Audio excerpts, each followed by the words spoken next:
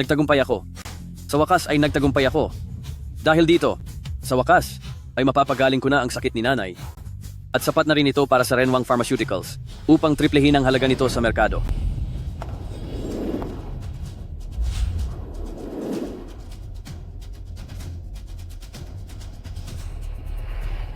Pa, Dahil nagtagumpay ka na, ibigay mo na ang formula.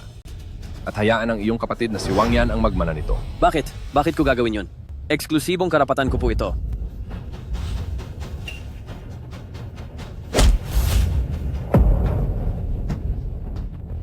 Ma, Lumaki ka sa ampunan, totoo ngang isa kang walang utang na loob na trader. anong ibig ninyong sabihin? Sabi ni Xiaoyan, ibebenta mo raw ang formula sa mga kalaban. Malapit na ang listing ng Renwang Pharmaceuticals. Hindi papayag ang pamilyang Wang na magkaroon ng anumang aberya. Para sa formulang ito. 3 araw akong hindi natulog at 6 na buwan na hindi umalis ng kumpanya. Ang tanging araw na lumabas ako ay nung nakaraang linggo lang dahil nawalan ako ng malay sa trabaho kaya ako dinala sa ospital. At ngayon sasabihin niyo na binenta ko ang formula? Tumahimik ka. Imposibleng magsinungaling si Xiaoyan.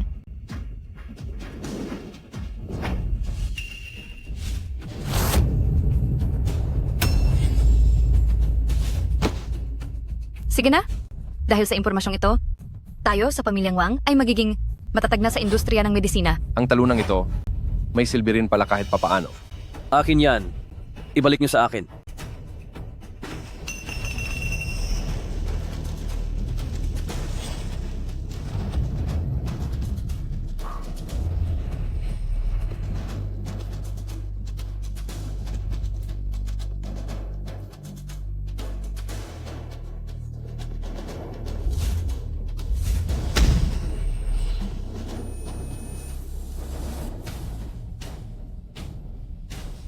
Li Jiao? O Li Jiao? Bakit ka pa ba kasi? Bumalik pa rito kung pwede ka namang manatili na lang sa labas. Hanggat nandiyan ka, hindi ko lubos na makukuha ang buong atensyon ng pamilyang Wang at ang pamumuno sa Renwang Pharmaceuticals.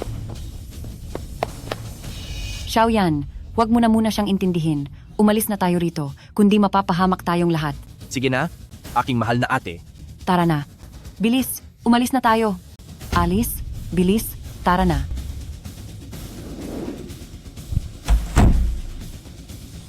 Ito pala ang pamilyang pinaghirapan kong pakiusapan at suyuin. Ngunit naniwala sila sa anak-anakan nila. At hinayaan akong mapahamak.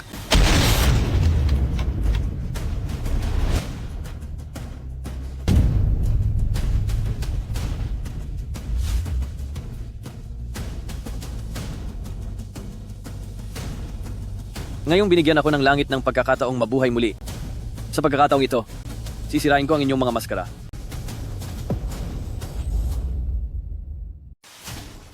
Lizzo, palakupit ka! Bakit ka ba nanggugulo? Bilisan mo at buksan ang pinto. Ito ang nangyari sa nakaraan kong buhay. Binintang sa akin ni Wang Yan na ninakaw ko ang kanyang kwintas. Minura ako ng husto ni pamilyang Wang at ang bunga ng paghihirap ko ng 3 buwan sa eksperimento ay naibigay kay Wang Yan. Li Jiao, buksan mo na ang pinto.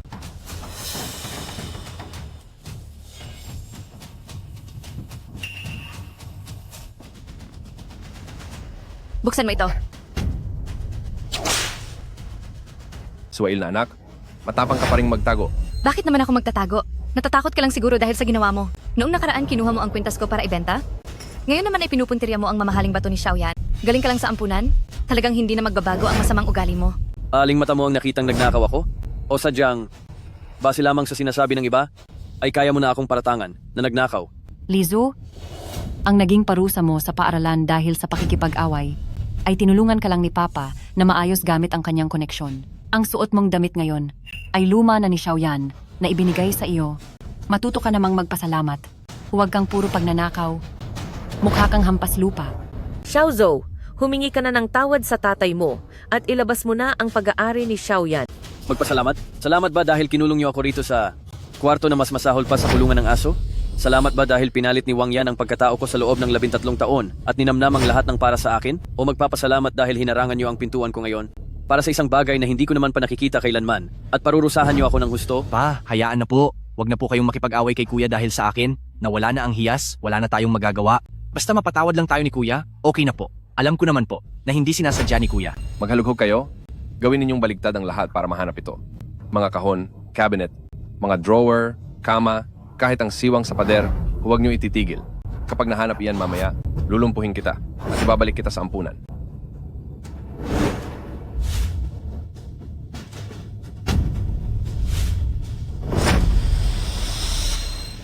Hala, baka naman nasa ilalim ng kama.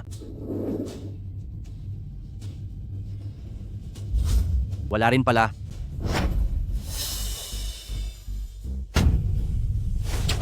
Lumuhod ka. Bawiin mo lahat ng paninira mo. Laban sa akin at humingi ka ng tawad.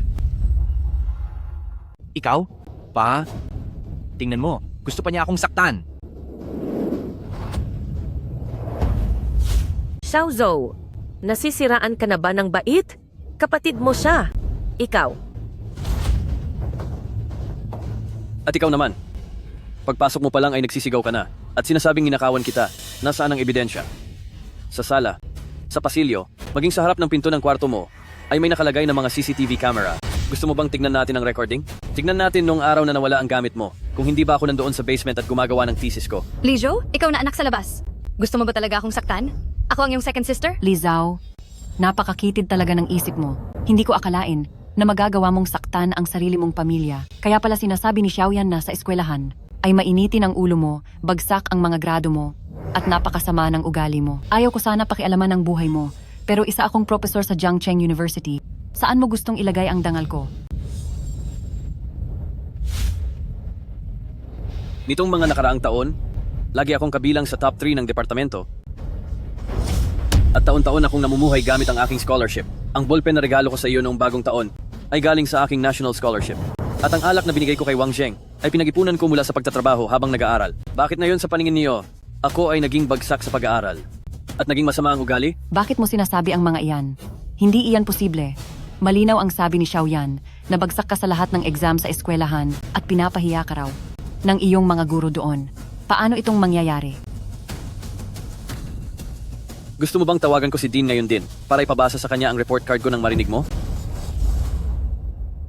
Walang kwentang pananalita. Xiaoyan, paulit-ulit nang sinasabi sa akin na nitong mga nakaraang taon sa eskwelahan ay nakikipag-away ka lang at doon sa laboratorio ng kumpanya ay wala kang ginagawa. Ginagamit mo lang ang pangalan ng pamilya Wang para gawin ang lahat ng gusto mo at nakukuha mo pang mga tuwiran. Lahat na lang ay pabor sa iyong Xiaoyan. Tama siya. Tama ang sinasabi ng iyong Xiaoyan. Kung ganoon, hayaan mong ang iyong Renwang Pharmaceuticals ay tulungan din ni Xiaoyan na maipasok sa merkado.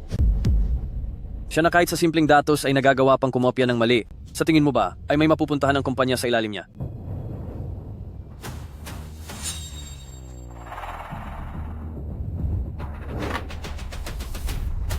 Wang Zheng, halika rito. May ipapagawa ako. Pirmahan mo ang mga ito. Anong tinawag mo sa akin? Subukan mong ulitin yan. Tinawag kitang Wang Zheng. Bakit? May problema ba? Dahil hindi mo kailanman deserve na maging ama ko. Ito ang kasunduan para sa pagputol ng ating relasyon. Simula sa araw na ito, tuluyan ko nang pinuputol ang ugnayan ko sa pamilya Wang. Mula ngayon, wala na tayong kinalaman sa isa't isa. Magsasari-sarili na tayo.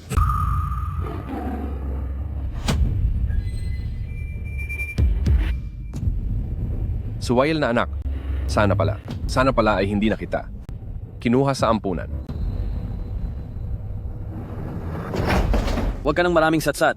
Lumuhod ka. Pumirma ka na. Matagal mo na akong pinahihirapan. Panahon na para tapusin ito.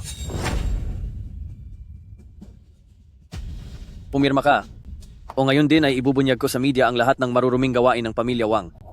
Ang pagkuha ni Wang Yan sa aking record sa paaralan. Ang pamemeke ng ebidensya ni Wang Zixia at ang pagnanakaw mo ng pera ng kumpanya para ibili ng mansyon ang bunsong anak mo. Ang lahat ng ito ay alam na alam ko. Pumili ka. Dahil ang pasensya ko ay malapit nang maubos.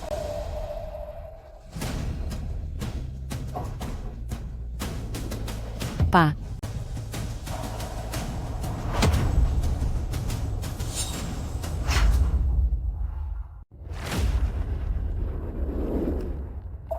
pa.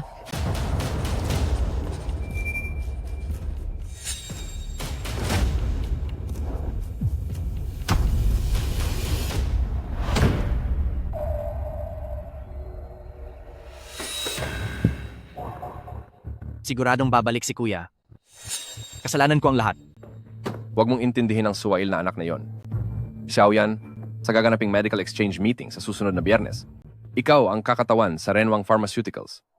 Itinalaga na kita bilang Vice President. Ipakita mo ang datos ng bagong gamot para magkaroon ng hype sa paglabas sa merkado ng Renwang Pharmaceuticals. Pero sabi ni Xiao Zhu, 10% ng mga laboratory mouse ay nagkaroon ng malalang liver failure. Dahil lang yon sa mahina ang katawan ng mga daga. Ate, huwag ka nga magpakita ng takot.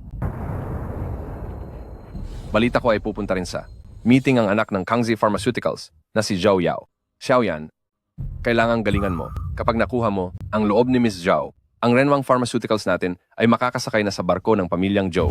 Ang financing para sa paglabas sa merkado ay tiyak na magiging napakadali na lang. Ang Kangzei Pharmaceuticals? Ang leader sa industriya ng medisina sa Huagwo. Hindi lang nila hawak ang malaking bahagi ng merkado ng gamot, pati real estate, at bagong enerhiya, ay pinasok na rin nila. Ang mga tao sa Wall Street, kapag nakita si Lolo Zhao, ay umuyuko sa harap niya. Hindi kalabisan na sabihin kaya nilang kontrolin ng daloy, ng pinansya sa buong mundo. Ate, ang Vice President ng Kangzei Pharmaceuticals na si Zhao Mingyu ay matalik kong kaibigan. Handa kaming magtulungan. Siya ngayon ang pinakapinagkakatiwalaang tao ni Zhao Yao. Ang isang salita niya ay mas makapangyarihan pa sa RD Director. Bukas, ako mismo ang magdadala sa inyong dalawa para makipagkita sa kanya. Hahayaan natin si Vice Presidente Zhao na magsalita ng maganda para sa atin sa harap ni Miss Zhou. Sa hinaharap, para sa Renwang Pharmaceuticals natin, ang makasama sa grupo ng pamilyang Zhou ay magiging sisiw na lang. Talaga? Kailan nyo pa nabuo ang ganyang koneksyon? Bakit hindi nyo sinabi agad? Sabi ko na nga ba, ang Xiaoyan natin, ang pinakamagaling. Hindi gaya ng ibang tao. Bukod sa pagbibigay ng sakit ng ulo sa pamilya, ay wala nang ibang alam gawin. Mukhang ang magandang buhay para sa pamilyang Wang ay narito na.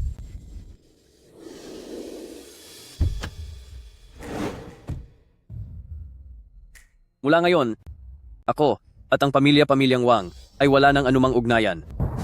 Kaso yung mga formula sa laboratorio.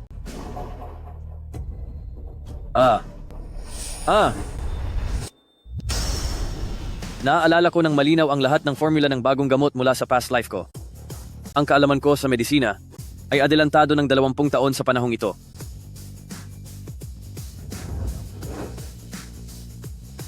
Nga pala, Biyernes ngayon, siguradong nandoon si Zhou Yao ng Kangzei Pharmaceuticals sa opisina. Tuwing Biyernes ay mayroong research meeting si Zhou Yao sa headquarters. Ang team niya ay kakalahad lang nabigo ang clinical trial ng bagong gamot noong nakaraang linggo. Hindi ba't naghihintay lang siya na ibigay ko ang solusyon? Boss, sa Kangzei Pharmaceuticals po, pakibilis lang po sana. Ang taong makikita ko, kung magiging matatag ba ang posisyon niya bilang business queen sa hinaharap, ay nakasalalay sa kung papayag ako na bigyan siya ng pagkakataon.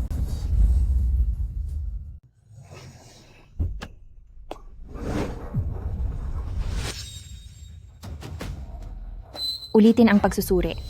Lahat kayo ay magtatrabaho buong magdamag. Kahit nabaliktarin pa ninyo ang mundo, mahanap lang ang problema.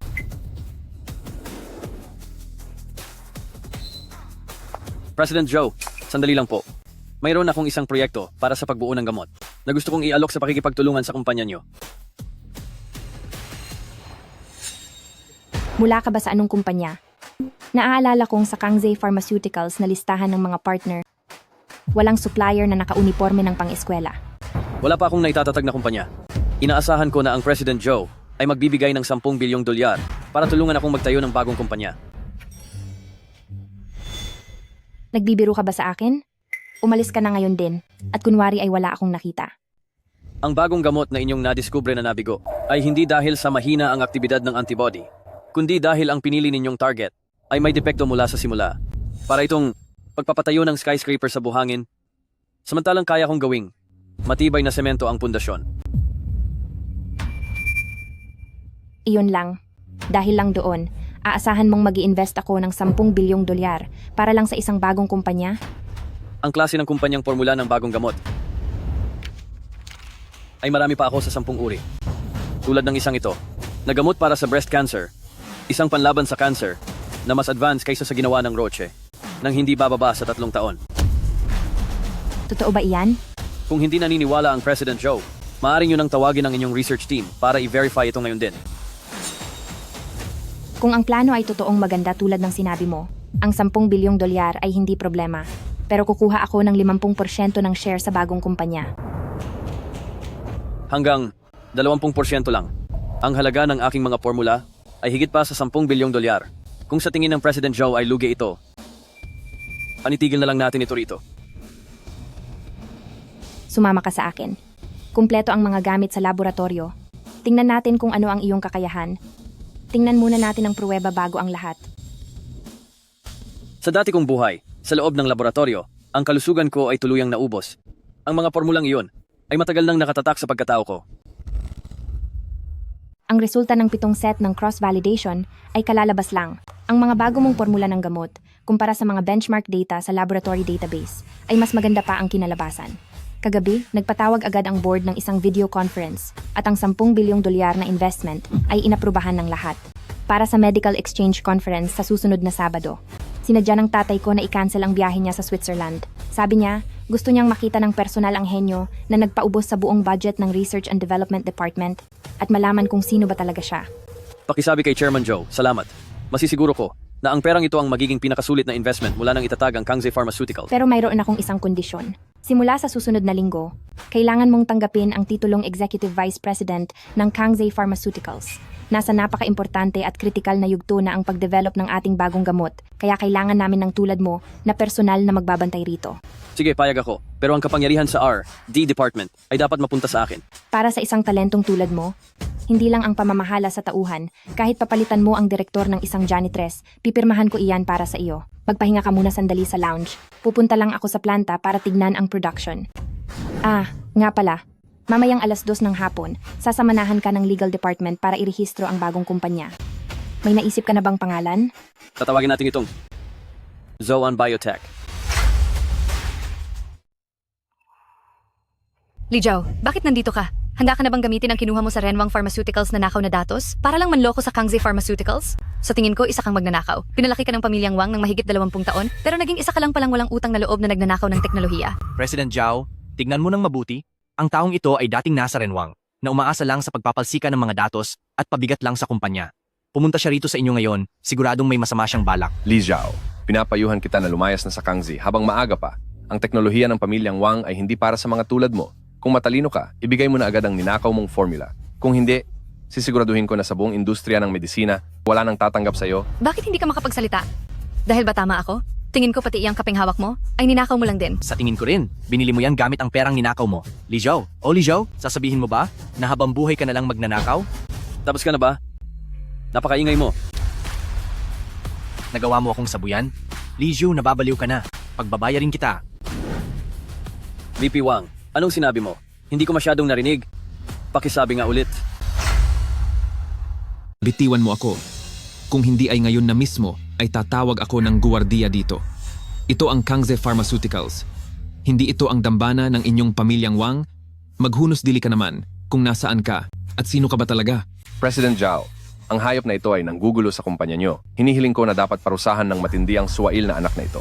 Tamang-tama. Dahil narito na rin naman ang mga tao mula sa Renwang Pharmaceuticals, tawagin nyo na ang inyong mga matataas na opisyal sa conference room. Dapat na rin kaming formal na makilala kayo para magamit ko na rin ang aking autoridad. Sino ka para utusan ako sa mga gagawin ko? Kung may karapatan man ako, tawagan mo si Joe Yao, President Joe, at itanong mo sa kanya kung may karapatan ba si Li Zhao na simulan ng pagpupulong na ito. Ano?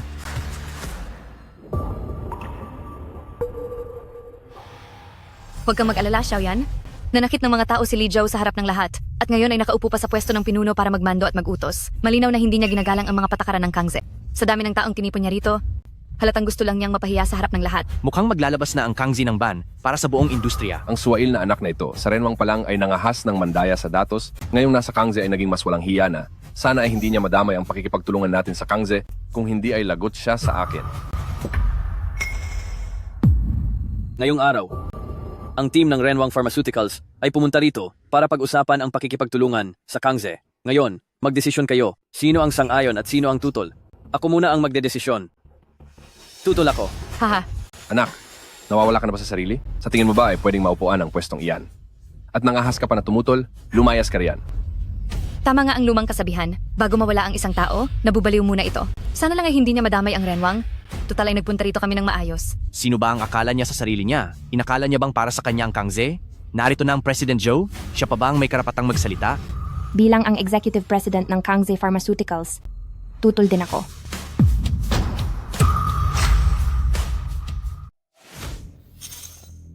tumututol ako. Tutol kami. Mabuti. Pumasa sa lahat ng boto. Susunod, ang pangalawang agenda. Sisibakin sina Joe Mingyu Vice Presidente Joe. Sinong sumasang-ayon? Sinong tumututol? Sang-ayon ako. Sang-ayon. Sang-ayon. Magaling. Ang ikatlong agenda. Simula sa araw na ito, ang Kangze Pharmaceuticals ay tuluyan ng ititigil sa Renwang Pharmaceuticals ang lahat ng pakikipagtulungan.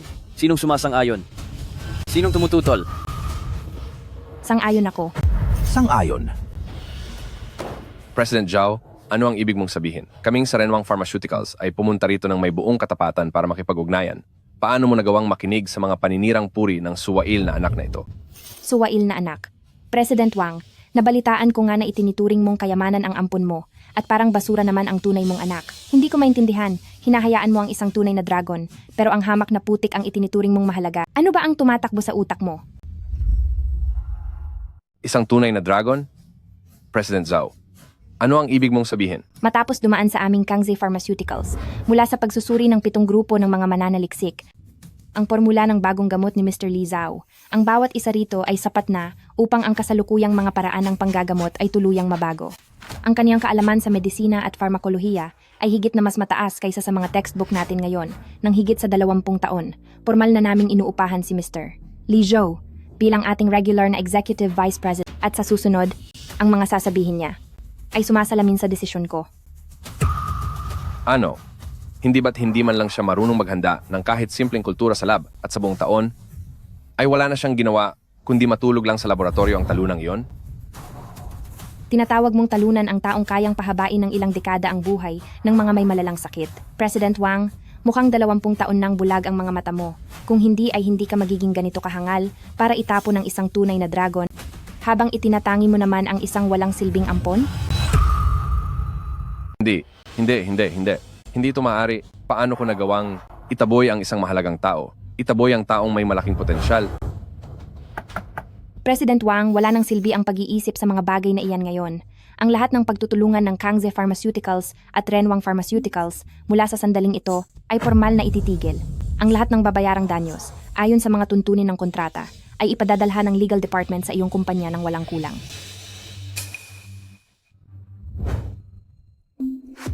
Inihanda na rin ng legal department ang mga dokumento para sa pagpaparehistro ng Joanne Biotech. Lagda mo na lang ang kulang. Tara na, huwag mo na silang paghintayin ng matagal.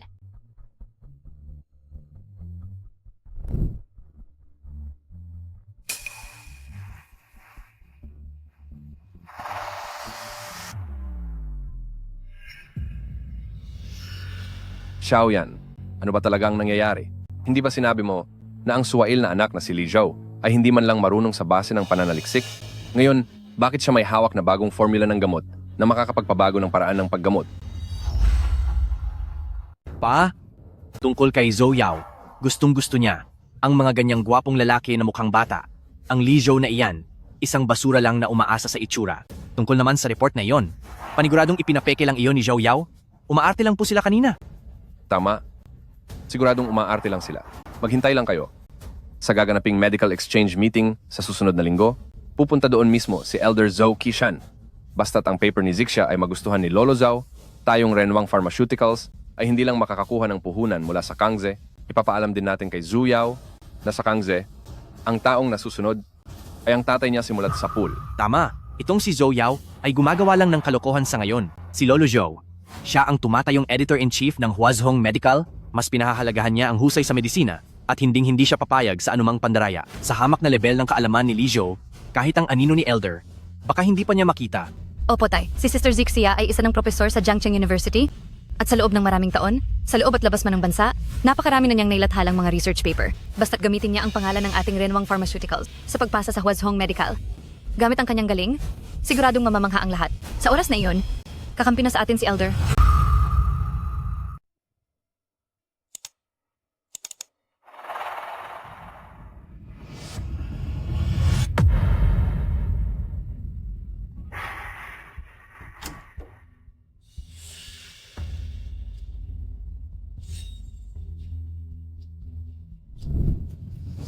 Wang Yan, kailan mo ba maibibigay sa akin ang data? Kung maghihintay pa ako ng ganito, tiyak na tatanggihan na ang thesis na iyon. Ibinilin pa naman ni Papa na kailangan kong gamitin ang thesis na iyon para mapabilib si matandang Ginoong Joe sa akin. Gusto mo bang sirain ang lahat? Ate, wala rin naman akong magagawa. Ang centrifuge at sequencing machine sa laboratorio ay sira lahat, hindi makuha ang data. Maghintay ka pa ng 2 araw? Darating na bukas ang mekaniko. Maghintay? Hanggang kailan mo ba ako paghihintayin? Noon, kapag may kailangan ako, si Li Zhao ay agad-agad na ipinapadala sa akin ang data. Pero ikaw? Ano bang problema ngayon? Ate, hindi sa sinasadya kong magtagal. Dati, ang data sa anti-cancer experiment na ito ay palaging si Li Zhao ang may tungkulin sa pagtatala ng data. Ngayong umalis na siya, iniwan niya lang ang lahat. Maraming mahahalagang data ang hindi na synchronize sa server. O kaya naman, bakit hindi mo subukang tawagan siya? Dati ay palagi kanyang pinakikinggan. Kapag nakiusap ka, siguradong ibibigay niya iyon. Hindi ba't sabi mo noon ay wala siyang alam at walang pakinabang at puro tulog at pagsasayang lang ng oras ang ginagawa sa laboratorio? Ngayon, bakit sinasabi mo na ang mga mahahalagang data ay sa kanya pala nakasalalay? Ibang-iba iyan sa mga sinabi mo sa akin dati. Ate, hindi ba ginagawa niya to para sirain tayo? Alam niyang mahalaga ang data na to noong umalis siya? Sinadya niyang burahin ang mga files sa computer. Balak talaga niyang pabagsakin ang renwang natin. Ilang araw ko nang sinusubukang bawiin ang data, pero hindi ko talaga makuha. Sige, tatanungin ko siya at bibigyan ko siya ng pagkakataong magbago. Akala niya talaga, pagkaalis niya sa pamilyang Wang, may mapapala siyang kahit ano.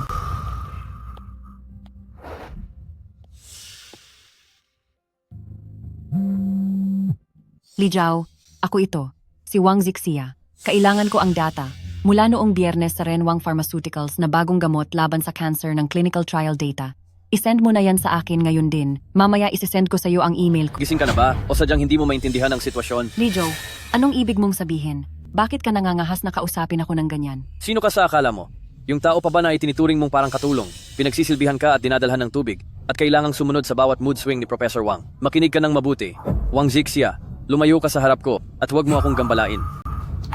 Li Zhao, ako pa rin ang ate mo. Paano ka nakakapagsalita ng ganyan sa akin? Pinakain ka ng pamilyang Wang namin sa loob ng maraming taon. Ate, kailan mo ba ako itinuring na kabatang lalaki? Gumising ka sa katotohanan. Matagal na akong walang kinalaman sa pamilyang Wang. Ay, iyong Wang yan. Hindi ba't siya ang paborito ninyo? Sabi niyo mas magaling siya sa akin sa lahat. Kung gusto niyo ng data, sa kaniya niyo hingin.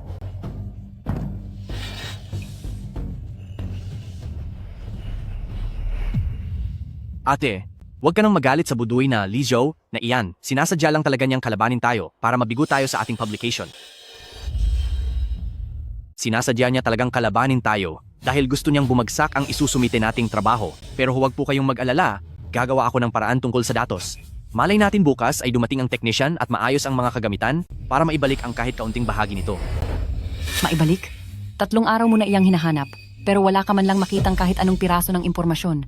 Nagmamadali na ang Huazhong Medical, at kapag nagtagal pa tayo ng ganito, ay mawawalan na ng silbi ang sinusulat nating papel. Paano tayo magpapaliwanag kay Papa? Paano tayo magpapakitang gilas sa harap ni Lolo Zhong? Dahil ayaw magbigay ni Li Zhao, ay tayo na lang mismo ang gumawa. Total ay resulta lang naman ang tinitingnan ni Wang Zixia, hindi naman siya mabusisi sa proseso. Ate, sa totoo lang ay mayroon pa akong nakatabing backup na datos. Ito yung nakuha ko noong nakikipag-ugnayan sa akin si Li Zhao, lihim ko itong itinago. Kaya lang ay hindi ko pa ito naayos ng husto. Nataranta lang ako kanina, kaya nakalimutan ko. Mayroon kang backup? Bakit hindi mo sinabi agad? Ibigay mo iyan sa akin ngayon din. Ako na ang mag-aayos para maisumite ito. Ate, huwag po kayong magmadali. Ang mga datos na ito ay sulat kamay lamang, hindi pa na-encode sa computer. Mag-overtime ako ngayong gabi at isesend ko agad ito sa inyo bukas ng umaga. Pahinga muna kayo, ba magkasakit pa kayo sa puyat. Ako na ang bahala sa lahat. Sige, bilisan mo na. Kailangang maibigay mo na iyan bago magbukas. Li Zhao, kahit wala ka, magtatagumpay pa rin kaming mga nasa pamilyang Wang.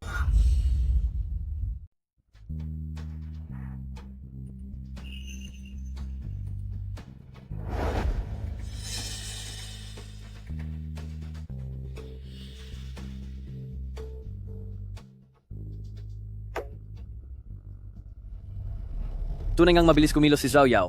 Ganitong klaseng kagandang opisina. Nakuha niya kaagad ang deal. Kailangan ko rin itong suklian. Para sa gaganaping medical conference sa susunod na linggo, darating doon si Lolo Zhao dahil siya ang editor-in-chief ng Huazhong Medicine. Ang regalong ito, siguradong hindi niya ako malilimutan.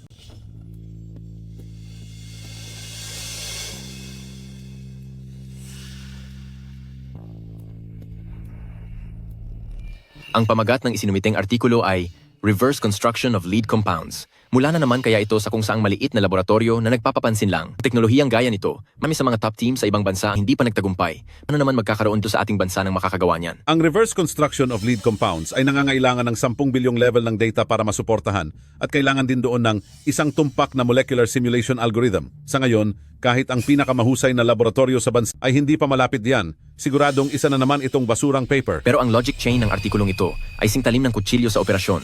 Buo rin ang bawat hakbang ng data derivation, hindi ito mukhang gawa-gawa lang.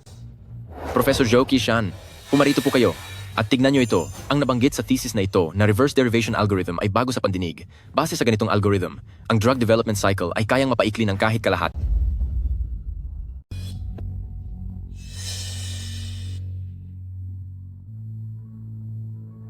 Liheng, may edad ka na rin?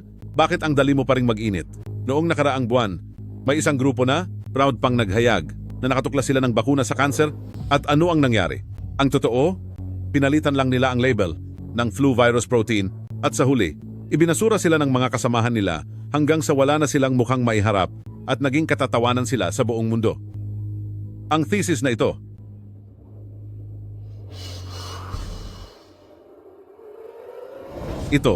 dito, ang mga parameter na ginamit sa computation na ito ay ang bago nating parameter mula sa ating lab kasama ang Universidad ng Cambridge. Nakatatapos lang nating i-verify. Nakatakda pa dapat itong ilabas sa Nature sa darating na Marso ng susunod na taon. Sino ang may akda ng thesis na ito? Paano niya nakuha ang mga parameter na ito? Ang may akda po ay si Li Zhao mula sa Joan Biotech. Gusto niyo po bang tawagan ko ang contact person sa Joan Biotech na yon? O padalhan ko na lang si Li Zhao ng email para magtanong tungkol sa mga detalye ng pananaliksik?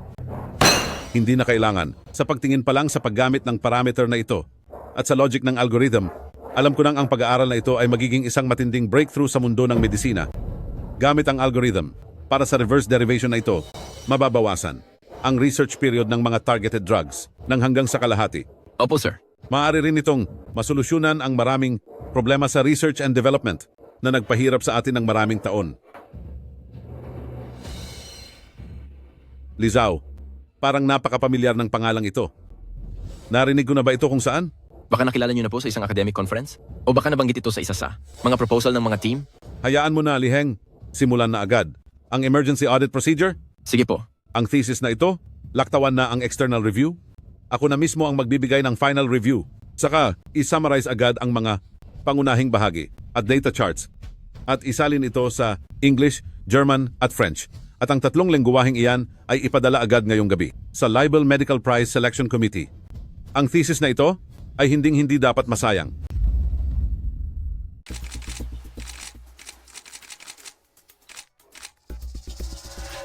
Siya nga pala, President Joe, mayroon akong masamang balitang sasabihin sa iyo.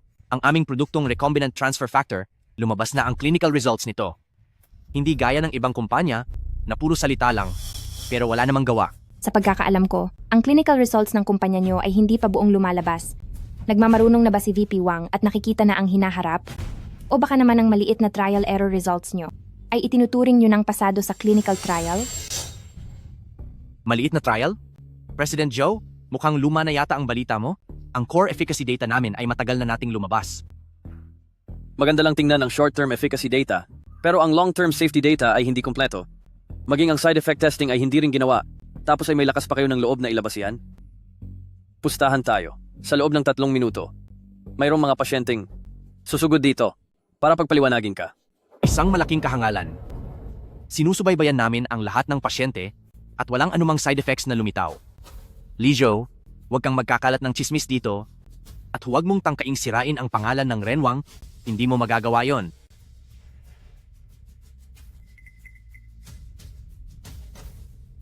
Kapag nagamot na namin ang lahat ng pasyente sa bansa, ang bagong gamot nyo ay pupwede na lang gamitin para sa pangangalaga sa mga inahing baboy pagkapanganak. President Joe, paalala lang para sa ikabubuti mo, huwag na huwag kang magpapadaya sa mga masamang tao. Magsaya ka na habang may ilang minuto ka pa. Sa nakaraang buhay, nagkaproblema ang mga pasyente. Pero tinakot niyo sila, kaya hindi sila nakapagsalita. Sa buhay na ito, pagbabayarin ko kayo. Pabilisin niyo ang paghahanda ng mga pasyente.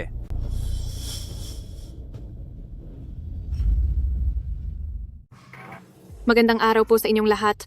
Mga kagalang-galang naming panauhin, ang medikal na komperensya ay magsisimula na. Una sa lahat, atin pong anyayahan ang pangalawang pangulo ng Renwang Pharmaceuticals na si Wang Yan upang ibahagi ang isang mahalagang resulta ng kanilang pananaliksik.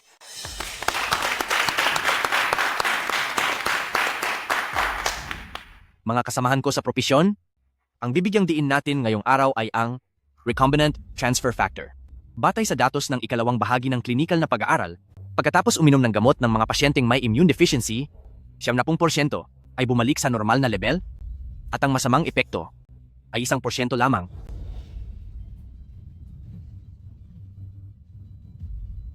VP Wang, nakakamangha po ang inyong mga datos. Ibig bang sabihin nito ay ang kasaysayan ng larangan ng immunotherapy ay mababago na? Sa oras na mailabas na sa merkado ang gamot na ito, ay tiyak na aakyat ng 5 beses ang halaga nito. Mukhang kailangan nating maghanap ng kakilala. At kung makakabili tayo ng mga stocks, ito ay isang negosyong siguradong kikita tayo. Dahil po iyan sa anak ko, na si Xiaoyan. Mula sa pagsusuri ng target hanggang sa mga clinical na eksperimento, si Xiaoyan ay nagpuyat ng mahigit 300 gabi. Ang aming kumpanyang Renwang Pharmaceuticals ay nagnanais na maging pinuno sa industriya ng parmasyutiko sa bansa. Siyempre naman, Hump, ang ating Xiaoyan, ay bata pa lang ay mabilis na ang isip at maunawain kumpara sa suwail na anak na iyon na daan-daang beses na mas magaling. Hump, mabuti na lang at pinalayas ko siya sa bahay noon. Iyon ang pinakatamang desisyon na ginawa ko. Ate, maya-maya lang ay ang matandang si Zhou Qishan ay darating na. Kapag nakita niya ang resulta ng pananaliksik ng ating bagong gamot, pati na ang isinumite mong thesis para sa Huazhong Medical, tiyak na susuriin niyang muli ang relasyon ng Kangze Pharmaceuticals at ng ating Renwang Pharmaceuticals. Pagdating ng oras, NCMP, makakasakay na tayong muli sa malaking barko ng pamilyang Zhou. Oo. Narito ang katibayan ng lakas ng pamilyang Wang. Umaasa tayo sa totoong resulta ng ating pag-aaral. Ang mga katulad ng sa Li Zhou na gumagamit ng madayang paraan at umaasa lang sa mga babae kahit pa magtagumpay sila sandali, sa huli ay wala rin silang matatag na pundasyon at balang araw dahil sa pagmamadaling magtagumpay ay mapapahamak din sila. President Wang, dapat ay madalas tayong magtulungan sa hinaharap. Tama po iyon, President Wang. Ang inyong bagong gamot ay nagpuno sa kakulangan dito sa ating bansa. Ang Renwang Pharmaceuticals ang magiging pinakaangat na kumpanya sa hinaharap. Pinakaangat? Ang isang masamang kumpanyang gaya ng Renwang Pharmaceuticals, karapat-dapat ba sila? Lahat kayo, ang pangalan ko ay Lin Hu. Ang tatay ko, na si Lin Jiangguo, kalahating buwan na ang nakalipas, ay sumali sa Renwang Pharmaceuticals para sa klinikal na pagsusuri ng bagong gamot. Nangako kayo at tinitiyak nyo noon na ang bagong gamot ay hinding-hindi magdudulot ng anumang panganib sa buhay at mababawasan pa ang mga bayarin sa ospital. Dala ang malaking pag-asa ng aking ama. Sinubukan niya ang gamot. Wala pang 3 araw, nanginig ang kanyang katawan, bumigay ang mga organo niya at kaninang umaga lang ay wala na siya sa mismong pintuan namin. Kayong nasa Renwang Pharmaceuticals, wala kayong konsensya, binabalewala niyo ang buhay ng tao. Ibalik niyo ang buhay ng tatay ko. Ano? May problema ang gamot ng Renwang Pharmaceuticals? May nawalan ba talaga ng buhay dahil doon? Puro kakasinungalingan. Ang klinikal na pagsusuri namin ay dumaan sa mahigpit na inspeksyon. Paanong may mangyayaring masama sa buhay ng tao? Sa tingin ko, binayaran ka lang ng kalaban naming kumpanya para sadyang manggulo rito. Security? Nasaan ang mga security guard? Nasaan ang mga gwardiya? Bilis, ang baliw na ng gugulo na ito, kaladkarin niyo palabas. Kasinungalingan. Ito ang gamot na ibinigay niyo para sa tatay ko. 3 beses sa isang araw, tig 2 tableta. Ako mismo ang nakakakita sa pag-inom niya. At saka, ito ang pinabayad niyo sa akin para sa deposito sa clinical trial.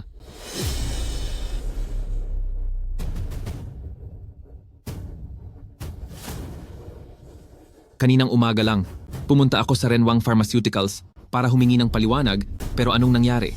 Ang mga tao nyo, imbis na ayusin ang problema, ay pinadapa pa ako sa sahig at binugbog. Sinabihan pa nila ang tatay ko.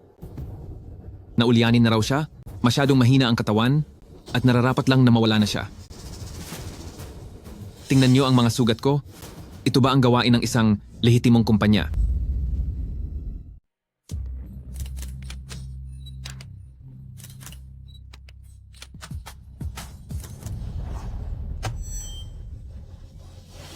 Wang Yan, huwag ka nang magpanggap. Ang sinasabi ninyong bagong gamot, ang pagkakamali nito sa pag-atake sa mga normal na cells ay hindi lang 1%, kundi 43% para lang makapasa sa pagsusuri. Nilinlang ninyo ang mga investors at sadyang palsipikado ang lahat ng datos ng inyong eksperimento. Ang mapanganib at nakamamatay na resulta ay pinalitan ninyo para magmukhang ligtas. Li Zhao, puro kasinungalingan ang sinasabi mo. Ang Renwang Pharmaceuticals ay ilang dekada na bilang isang kumpanya, paanong magkakaroon ng anumang katiwalian o gawaing labag sa batas? Xiaoyan, huwag mo na siyang pakinggan, tawagan na ang 911. Pagdating ng mga pulis, hayaan silang hulihin ang sinungaling na baliw na iyan. Dapat lang na mag-imbestiga na ang mga pulis. Ito ay nakuha ko sa tulong ng mga taong galing sa ospital kung saan ginawa ang inyong experiment. Ito ang orihinal na report ng pagsusuri tungkol kay Lin Jiangguo malinaw na nakasaad sa report. Noong ikalawang araw ng experiment kay Lin Jiangguo, ang kaniyang immune cell activity ay bumagsak ng 60%. Pero sa inyong public data, pinalitan niyo ang resulta para lumabas na tumaas ito ng 12%. Kung hindi ito kawalan ng malasakit sa buhay, ano ito? Hindi maaari. Paanong napasayo ang report na iyan? Kung ayaw mong malaman ng iba ang iyong ginagawa, huwag mo na lang itong gawin.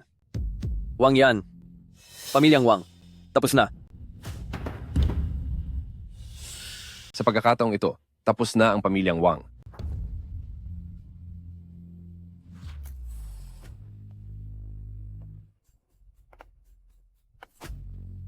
Narito na si Lolo Joe?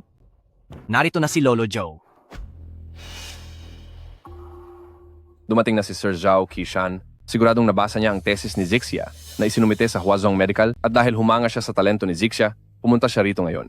Tayo, ang pamilyang Wang, ito na ang ating pagkakataon. Siguradong iyon na nga.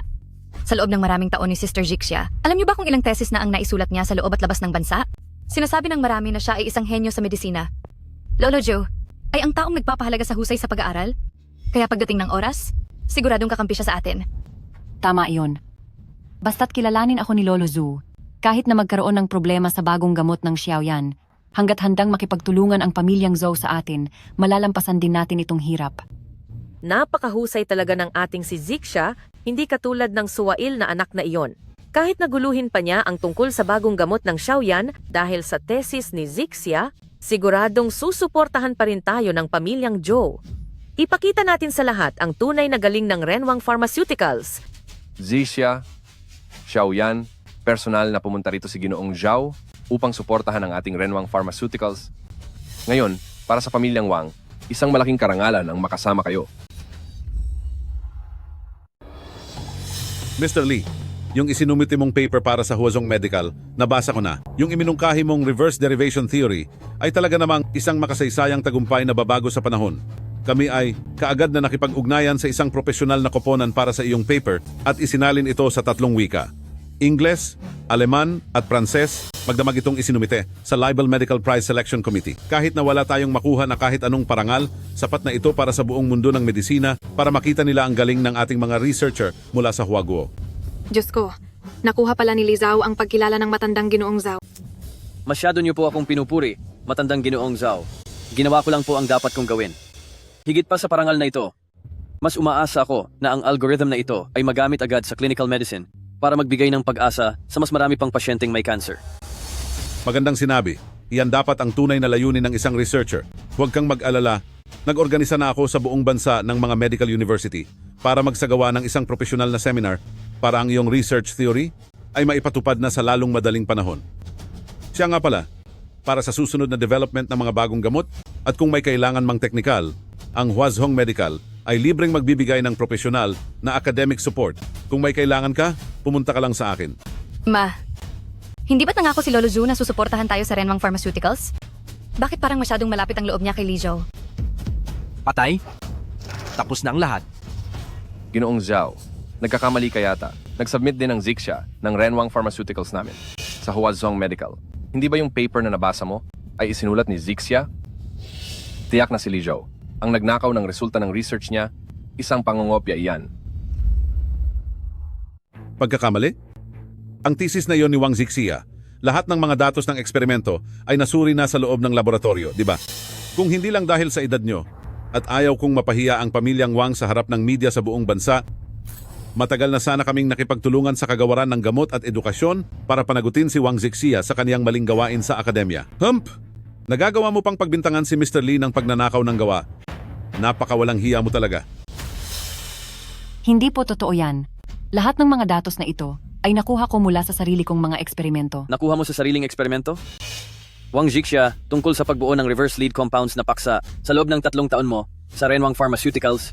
Ang paksang iyon, napag-aralan ba iyon ng dakilang Profesor Wang?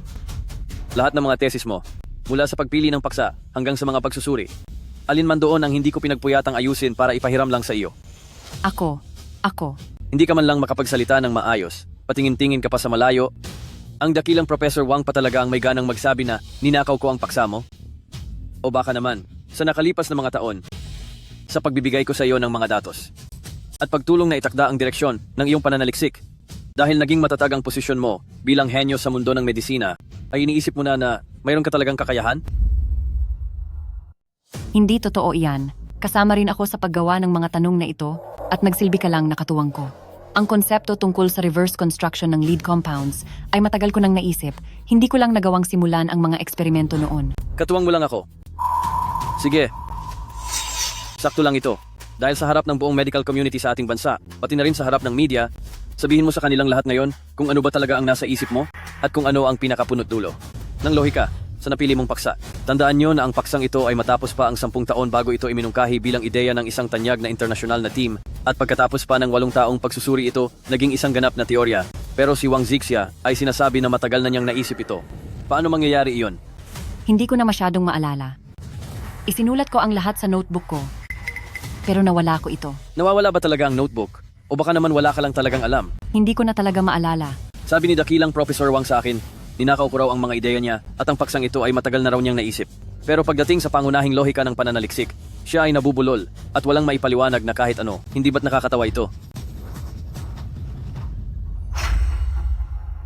Ang mas nakakatawa pa rito, lahat ng mga thesis data ni dakilang Professor Wang sa loob ng maraming taon ay galing lahat sa dugot pawis na ginawa ko sa loob ng laboratorio. Ngunit nakapagtataka, ako na may pinakamalaking kontribusyon sa pag-aaral, ang naging walang kwenta at mangmang sa paningin ng pamilya Wang. Habang puyat ako sa laboratorio na nag-aayos ng mga data gabi-gabi, ang sabi mo naman sa lahat ay, natutulog lang ako sa loob ng laboratorio. Ngayong wala na ako sa piling nyo at nagpasa ka ulit ng bagong thesis para sa Huazhong Medical. Tila, nagsisimula ka ng bigyan ng mga peking data ni Wang Yan, hindi ba? Wang Yan, kailan mo pa ba ipadadalang muli ang mga data? Ate, huwag po kayong mag-alala. Sulat kamay po kasi ang data na ito, hindi pa na-e-encode sa computer. Mag-overtime po ako ngayong gabi, at bukas na bukas din po, ay ipadadala ko ito sa inyo. Sabi ni Wang Yan, noong una pa lang ay siya na ang sumusulat ng data para ipasuri sa iyo. Bakit naging peke ang lahat ng ito? Matagal ko nang sinabi sa iyo, puyat ako para lang makuha ang mga data na iyon. Ako mismo ang nakatutok sa bawat eksperimento, pero naniwala ka ba? Hindi ba lagi mong sinasabi? Isa lang akong mangmang na walang kwenta, at hindi ko malalampasan si Wang Yan? Dakilang Professor Wang, tanda mo ito. Hanggat narito ako, mananatili kang kilala bilang henyo sa medisina. Pero kapag wala na ako, isa ka lang utu-utong walang kwenta dahil sa mga kasinungalingan ni Wang Yan. Ate, hindi. Hindi ako ganyan. Tungkol sa mga datos na iyon, nakibahagi rin ako sa pag-aayos niyon. Lahat ng iyon ay gawa ni Li Jiao, sinadya niyang palakihin ang sarili niyang kontribusyon. Ate, sumama ka na sa akin pa uwi, at doon ko dahan-dahang ipapaliwanag sa iyo. Paano mo ito maipapaliwanag sa akin? Ang mga datos ng research paper na ibinigay sa Huazhong Medical, maging ang mga pangunahing datos ng eksperimento ay puro mali. Sa bahay na lang natin ito pag-usapan, sige na? Pa, nagkamali tayong lahat. Pagdating sa kaalaman sa medisina, ako bilang si Wang Zixia, kumpara kay Li Jiao, ay hinding-hindi makakapatay sa kahit kalingkingan man lang niya. Siya ang nararapat na pahalagahan ng ating pamilyang Wang. Tayo, napagkamalan nating walang kwenta ang isang tunay na henyo. Hindi ako naniniwala. Gumasta ako ng malaking halaga para pag-aralin ka ng doctorate sa ibang bansa. At ang lahat ng mga sinulat mong paper, pati na ang iyong mga parangal, wala ni isa doon ang hindi ko ipinagmamalaki. Paano mangyayaring mas magaling sa'yo si Li Zhou? Galing lang iyan sa ampunan. Isa siyang magnanakaw ng pinaghirapan ng iba at walang hiyang pakitang tao lamang. paanong magkakaroon siya ng ganoon kataas na kaalaman? Pa, ang pinag-aralan ay hindi basehan ng kakayahan at ang pinagmulan ay hindi ang kabuuan ng lahat. Mula ngayon, tungkol sa mga gawain ng Renwang Pharmaceuticals, hindi na ako makikialam. Pagod na ako, mauuna na akong umuwi. Ate, huwag ka munang umalis. Pasensya na. Wang Zheng, maaari mo ngang hamakin ang pinagmulan ko, pero hindi mo maaaring balewalain ang mga pinaghirapan ko.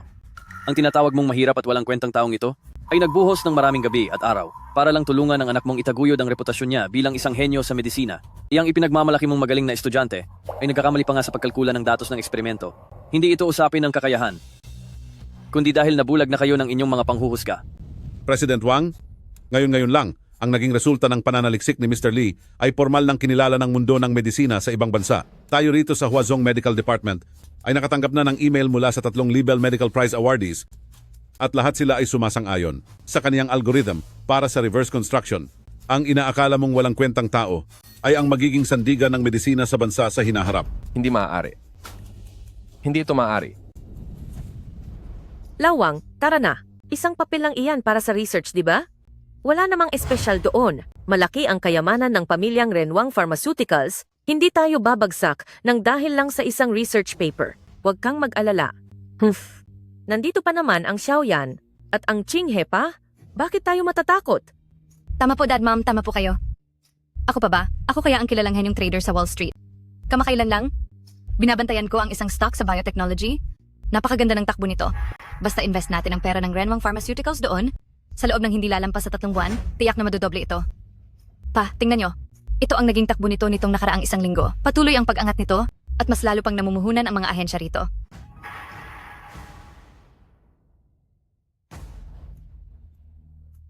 Tara na.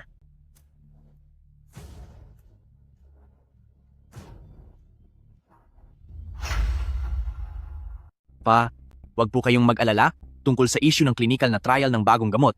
Naayos ko na po ang lahat. Ang mga taong nanggulo sa convention center kanina, nagawa ko na silang imbestigahan. Mga pakawala lang sila ni Li Zhou. Sinasadya talaga nilang sirain ang reputasyon ng Renwang Pharmaceuticals. Bukas ay pakikilusin ko ang media upang maglabas ng mga anunsyo, pagkatapos ay magpapa-interview sa mga eksperto para magpaliwanag. Siguradong huhupa agad ang usaping ito. Ang Li Zhou na iyon, iniisip niyang mapapabagsak tayo sa maliit na bagay na ito, nananaginip lang siya ng gising. Ang suwail na batang iyon, kinuha ko siya mula sa ampunan, ibinigay ang lahat ng kailangan niya. Tapos ngayon, na marunong na siyang lumipad, nakuha na niyang magmalaki sa harap ko. Xiaoyan, hayaan mo lang kung anumang paninira ang gawin ni Li Zhou. Ang gamot na ito ay kailangang mabilis na makatapos sa 2nd trial. Hindi dapat maantala ang paglabas nito sa merkado. Opo, pa. Nakaayos na po ang lahat. Ang ospital na makikipagtulungan sa 2nd clinical na trial. Nakausap ko na sila. Maaari na tayong magsimula sa susunod na linggo. Ang mahalagang gamot na ito para sa immune system, kapag nailabas na sa publiko, tiyak na matutulungan ang ating Renwang Pharmaceutical na makapasok sa stock market ng maayos. Totoo yan. Sino ba sa tingin niya ang Li Zhou na iyan? Napakagaling ng ating si Xiaoyan. Sa oras na mailabas na ang Renwang, si Xiaoyan ang magiging pinakamalaking dahilan ng ating tagumpay. Siya nga pala, Qinghe. Ang stock na binili ko kanina, nang magsara ang merkado nitong hapon, napansin kong tumaas ito ng 5%. Ano kaya kung kumuha tayo ng pondo mula sa kumpanya at gumawa ng isang investment department at ibigay ito sa iyo para pangasiwaan? Malay mo, mas kumita pa ito kaysa sa paggawa ng mga gamot. Ha ha ha! Qinghe, sa nakalipas na 6 na buwan mong pag-invest, magkano ba talaga ang kinita mo? Pa, tingnan niyo po. Ito ang kinita ko nitong huling 6 na buwan. Nitong hapon, ang binili kong stock sa Mingri Medical, pagdating ng oras ng closing, ay tumaas na agad ng 5%. Kung magpapatuloy ang trend na ito, siguradong tataas pa ito ng 10%. Ha. Hindi ka talaga nagmana kundi sa akin, anak. Bukas, sasabihan ko ang accounting na maglabas ng 20 milyong dolyar para magtatag ng investment department at ibibigay ko sa iyo ang buong pamamahala nito. Huwag po kayong mag-alala pa. Gagalingan ko po talaga. Noon, wala naman akong planong makialam sa mga usapin ng kumpanya. Pero, ngayon ay ipapaintindi ko kay Li Zhou na kapag umalis siya sa pamilyang Wang, wala siyang kwentang tao. Habang ang pamilyang Wang kahit wala na siya, andyan pa ako na si Wang Qinghe. At mayroon pang Xiaoyan na aalalay. Tama, ang daming magagaling sa pamilyang Wang. Bakit pa natin kailangang Umasa sa walang utang na loob na Lizaw na iyon? Mula ngayon, si Xiaoyan na ang bahala sa medical at si King He naman sa investment, siguradong ang pamilyang Wang ay lalong magiging matagumpay. Ha ha ha ha ha. Magaling. Simula bukas, tutukan mo ang Phase 3 trial, Xiaoyan, habang ikaw naman, Ching He, ang maghahanda sa investment department. Ipakikita ko sa kanilang lahat na kahit wala na si Li Ju sa pamilyang Wang, ay lalo lang tayong aangat.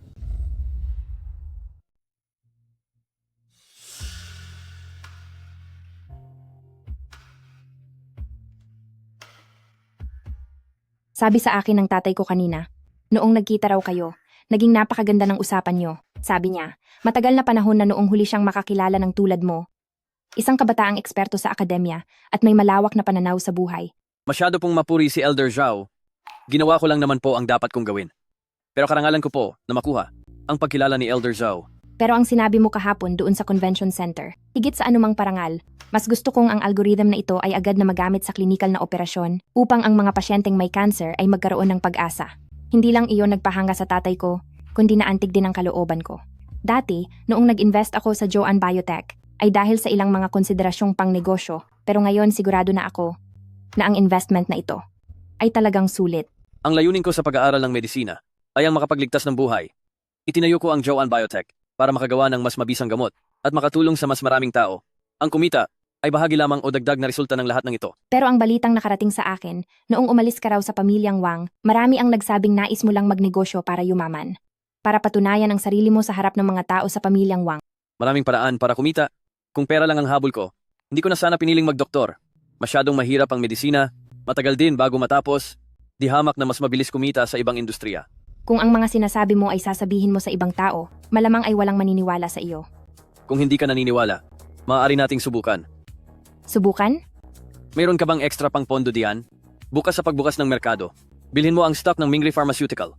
Tandaan mo, dapat sa mismong hapon ng ika-7 araw, ay ibenta mo na ang lahat. Huwag kang magpapahuli kahit isang segundo. Seryoso ka ba talaga? Mingri Pharmaceutical mabilis ngang tumaas ang presyo nito nitong nakaraan at marami nang nakikiuso sa pagbili. Pero sigurado ka bang gusto mong pumasok ngayon na may makukuha ka pang tubo? Siyempre naman, bibili rin ako ng kaunti para ito sa ating kumpanya, pandagdag sa budget para sa research. Ang sinasabi mong kaunti, magkano ba talaga iyon?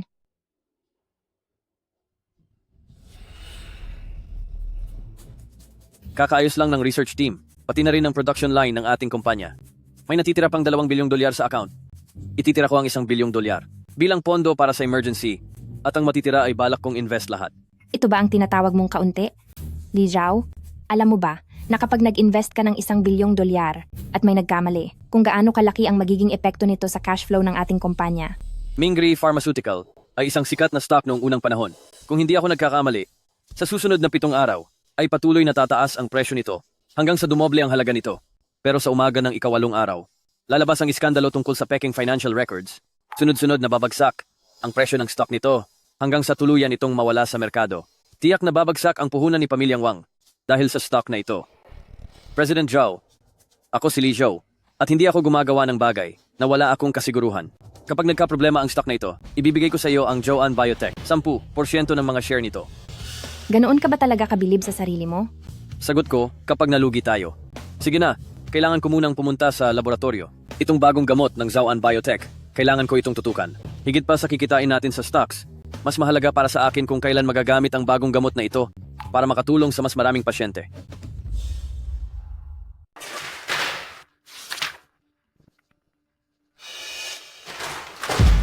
Bakit ko ba binabayaran kayong mga walang kwenta? Anong silbi nyo?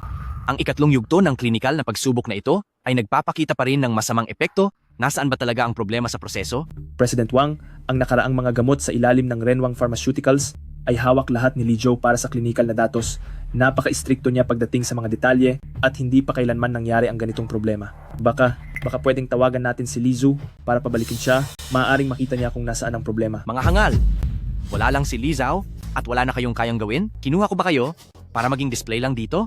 Ipapaayos ko na po agad sa Departamento ng Pananaliksik at magpupuyat sila ngayong gabi para suriin ang problema. Pero President Wang, base sa kasalukuyang takbo natin, ang paglalabas ng bagong gamot ay baka kailanganing ipagpaliban muna. E di pagtrabahuhin mo sila ng walang pahinga. Kung madedelay tayo ng 1 o kalahating taon, kapag natapos man ang pananaliksik, Wala na tayong lugar sa merkado at ang mga gamot na ito ay baka sa mga baboy na lang mapunta.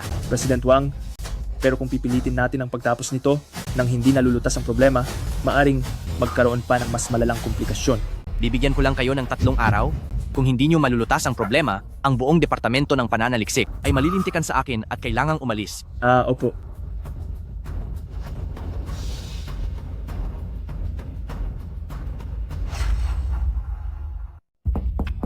Pasok. Xiaoyan, nakasalubong ko lang si Vice Presidente Wang sa hallway at may nabanggit siyang hindi malinaw tungkol sa bagong gamot ng kumpanya. Mukhang ang phase 3 ng clinical trial ay nagkaroon ng kaunting problema. Malubha ba ang sitwasyon? Hindi ba nito maaapektuhan ang daloy ng pondo natin sa huli? Naku, wala namang malaking problema. Pinapaasikaso ko na yon sa team ko. Mabuti naman kung ganoon. Nga pala, may magandang balita ako sa iyo. Ang investment department natin ngayon ay todo ang pagbili sa Tomorrow Medical at bago pa lang mag-close ang market, ay bigla itong tumaas ng husto. Totoo ba iyan, Ate Chinghe? Siyempre. Tingnan mo, ang investment department natin ay kumita ngayong araw ng 10 milyong dolyar. Ngayong wala na ang Li Zhou para sa bagong gamot, kung maitutuloy pa ba ito, ay hindi pa rin sigurado. Dahil napakagaling ni Chinghe sa stocks, mas mabuti pa sigurong ilipat ko na lang ang pondo ng R&D department sa investment department para kapag kumita na ng pera, ay maisama rin ang pangalan ko sa performance report. Ate Chinghe, dahil napakagaling mo sa aspetong ito, may naisip ako, tingnan mo kung papayag ka. Ano yon? Plano kong ibigay sa iyo ang lahat ng kasalukuyang pondo ng kumpanya para pamahalaan mo, para mas kumita pa tayo at madagdagan ang reserba ng ating pondo. Ano sa tingin mo? Xiaoyan, magkano sa department niyo ang pondo para sa research? 500 milyong dolyar. 500 milyon? Xiaoyan, hindi ka ba nagbibiro? Siyempre, hindi ako nagbibiro. Ang perang ito ay para sana sa emergency ng research department, pero ngayon, dahil wala namang problema sa pananaliksik, ibibigay ko muna sa iyo, gamitin mo para kumita. Kapag kumita na tayo, ibabalik natin sa research, hindi pa huli ang lahat. Sige, Xiaoyan, huwag kang mag-alala. Sisiguraduhin kong mapapangalagaan ko ang perang ito. Bago matapos ang 1 buwan, gagawin ko itong 1 bilyong dolyar. Pagdating ng oras na iyon, pasasayahin natin sina Papa at Mama. Hahaha, alam ko na, tama talagang lumapit sa iyo. O sige, ang perang ito, sasabihan ko bukas ang accounting na ilipat sa account ng investment department. Huwag kang mag-alala. Maaga akong pupunta sa opisina bukas. Pagbukas ng trading, agad akong mamumuhunan ng buong pondo sa Mingri Pharmaceutical. Siya nga pala, huwag mong sasabihin sa kanila na pondo ito ng research department. Kapag kumita na ako, bibigyan natin sila ng sorpresa. Huwag kang mag-alala, alam ko ang ginagawa ko. Kapag nagtanong sina Mama at Papa, sasabihin ko na kailangan ng investment department ng pondo para lumawak, sisiguraduhin kong hindi sila magdududa. Maghintay lang kayo. Itong 500 milyong dolyar ay magiging 1 bilyon. Iyong si Li Zhou, marunong lang siyang sumulat ng mga basurang thesis. Para saan naman iyon? Kung tungkol sa galing sa paggawa ng pera, tayong dalawang magkapatid ang maaasahan. Sige, maghihintay ako para makapag-celebrate tayong buong pamilya balang araw. Hahaha. Nakita niyo na ang lahat? Mingri Pharmaceutical. 7 araw na tuloy-tuloy ang pag-angat. Ang nilagay nating 500 milyong dolyar ay naging 1 bilyong dolyar na. Pero simula pa lang ito. Sinisiguro ko sa inyo na ang stocks na ito ay tataas pa ng 3 hanggang 5 beses. Director Wang, 7 araw ng pataas ng pataas. Pero ang Mingri Pharmaceutical ay wala pa ring anumang totoo at magandang balita. Maging ang anunsyo ng kumpanya ay puro lang gasgas na salita tungkol sa operasyon. Ang ganitong pag-akyat na galing lang sa dami ng pera. Hindi kaya ang mga nasa itaas ay naghahandang ibagsak ang halaga pagkatapos nito? Nagdoble na ang pera natin ngayon? Bakit hindi natin subukang bawiin na ang kita natin at isiguro ang napanalunan natin? Xiao Jiang, 7 araw ka nang mapaghinala. Ngayong nagdoble na ang pera, nag-aalala ka pa rin sa wala. Noong ako, si ate, ay nasa Wall Street pa bilang isang trader, siguradong nasa kolehiyo ka pa at nag-aaral. Magkakamali ba ang naging desisyon niya? Xiao Jiang, sasabihin ko ito sa huling pagkakataon. Ang dahilan kung bakit mabilis na nagsara ng mataas ang merkado ngayon ay dahil ang malaking pondo ay hindi pa nawawala. May malaki pa itong tsansang umakyat palalo. Ipagpatuloy ang paghawak dito, walang magbebenta kahit isang share. Sino man ang magbalak na magbenta, parurusahan bilang paglabag sa ating disiplina. Xiaoyan, tingnan mo. 7 araw pa lang, ang 500 milyon ay naging 1 bilyon na. Sabi ko naman sa'yo, susurpresahin kita. Hintay lang, hindi magtatagal. Mapapabilib na rin sa atin sina Papa at Mama. Ano ba ang laban ng Li Zhou na yan sa atin? Napakahusay talaga ni ate. Siya nga pala, binigyan kita ng 2 bilyong dolyar kanina. Binili mo na bang lahat? Eksaktong pagkakataon nga. May nagbenta pa kanina lang, kaya diretso ko na agad itong binili para sa'yo. Sa pagbukas ng merkado bukas, malamang ay sigurado nang tataas na naman ito ng todo.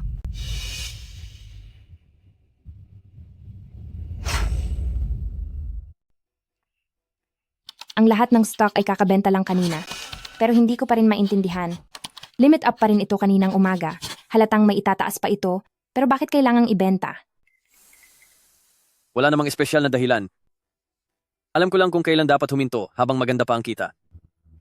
Sa stock market, walang habang buhay na pagangat. Nadoble na ang puhunan natin ngayon. Sapat na iyon. Nag-invest ka agad ng $1 bilyong at kumita ka rin ng $1 bilyong. Tapos sasabihin mong laro-laro lang ito? Kung laro-laro lang ito sa iyo, lahat ng investment company sa paligid ay mapipilitang magsara. Nga pala, bakit sigurado kang dapat ibenta ngayon? Hindi ka ba natatakot na baka tumaas pa ito bukas? Kung sasabihin ko sa iyong nakikita ko ang hinaharap, maniniwala ka ba? Ngayon, naniniwala ako sa kahit anong sabihin mo. Balita ko pati si Renwang Pharmaceuticals ay bumili rin sa stock na ito at nagdiriwang pa sila ngayon. Para sa kanila, ang stock na Mingri Medical ay maituturing na isang malaking pinagkukunan ng pera. Pinagkukunan ng pera? Para sa akin, mas mukha itong bombang nababalot sa asukal. Matamis lang sa simula, pero kapag sumabog na, kahit isang bahagi ay walang matitira. Ibig mong sabihin, mapapahamak ang stock na ito? Bukas, lalabas ang mga ebidensya ng pandaraya sa dokumento ng Mingri Pharmaceutical. Mabubunyag iyon buong umaga.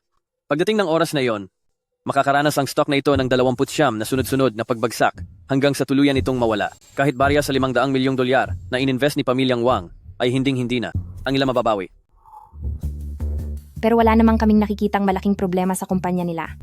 Ang mga panganib sa stock market ay laging nakatago sa mga lugar na hindi nakikita.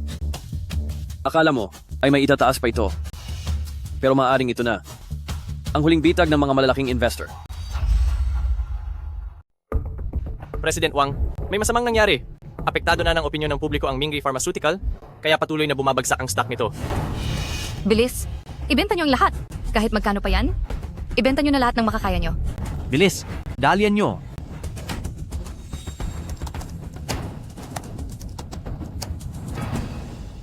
President Wang hindi po maibenta. Sa kalagayan ng palitan ngayon, bagsak na ito at wala nang bumibili. Ang mga nakastock na order ay mahigit sa 5 milyong units. Ang 10 milyong stocks na hawak natin ay wala nang saysay at hindi na maibenta. Ano? Paanong nangyari iyon? Dahil lang ba sa isang balita? President Wang, tumingin po kayo rito.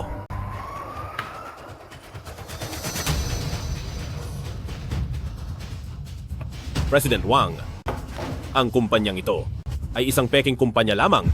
Nitong mga nakaraang taon, patuloy po itong nalulugi. Ang pagtaas nito noon ay pakanalang para kumita ang mga manipulator. Ngayong lumabas na ang balita, wala na talagang kukuha niyan. At sa hinaharap, siguradong tuloy-tuloy pa rin ang pagbagsak nito. Ang pera natin, malamang ay mauubos na lahat. Ano? Ate, ano po ang nangyayari? Maayos naman ito kahapon, di ba? Ang $2 bilyong na kinuha ko sa department, ay wala na ba lahat? Wala na. Ubos na ang lahat.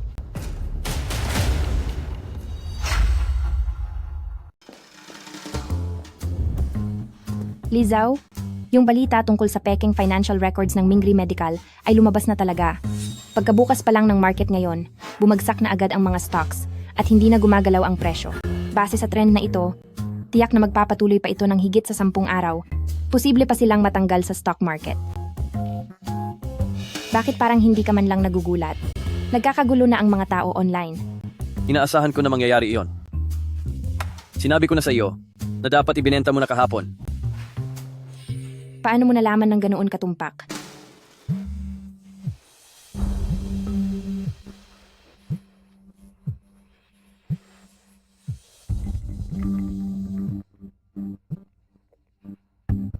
Lizo, anak, nagluto ako ng paborito mong steamed bass fish. Matagal-tagal na ring hindi tayo nagkikita. Kung may oras ka mamayang gabi, umuwi ka muna at sabay-sabay tayong maghapunan. Hapunan? Gaya ba ng dati? Nakukuha ako ng maliit na bangko at uupo sa tapat ng kusina habang pinapanood kayong buong pamilyang kumakain. At kapag tapos na kayo, ako naman ang kakain ng mga tira ninyo? Paano mo nasasabi iyan? Nagkamali po ang mama noon. Sabihin mo sa akin, ano pa ang gusto mong kainin? Ako mismo ang magluluto para sa iyo. Huwag na po. Ngayon, kung ano ang gusto kong kainin, kaya ko na itong makuha. Kung wala ka nang sasabihin, Ibababa ko na ang tawag. Sandali, wag po muna. Kahit anong mangyari, pamilya pa rin tayo. Umuwi ka mamayang gabi. May mahalagang sasabihin ang papa mo sa iyo. Talaga?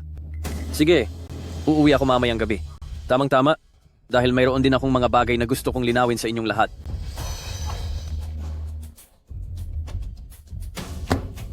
Li Zhao, paniguradong ang pamilya ni Pamilyang Wang ay may hihilingin sa iyong pabor. Kung pupunta ka mag-isa, paano kung guluhin ka lang ng mga tao sa Pamilyang Wang? Sasama ako sa iyo.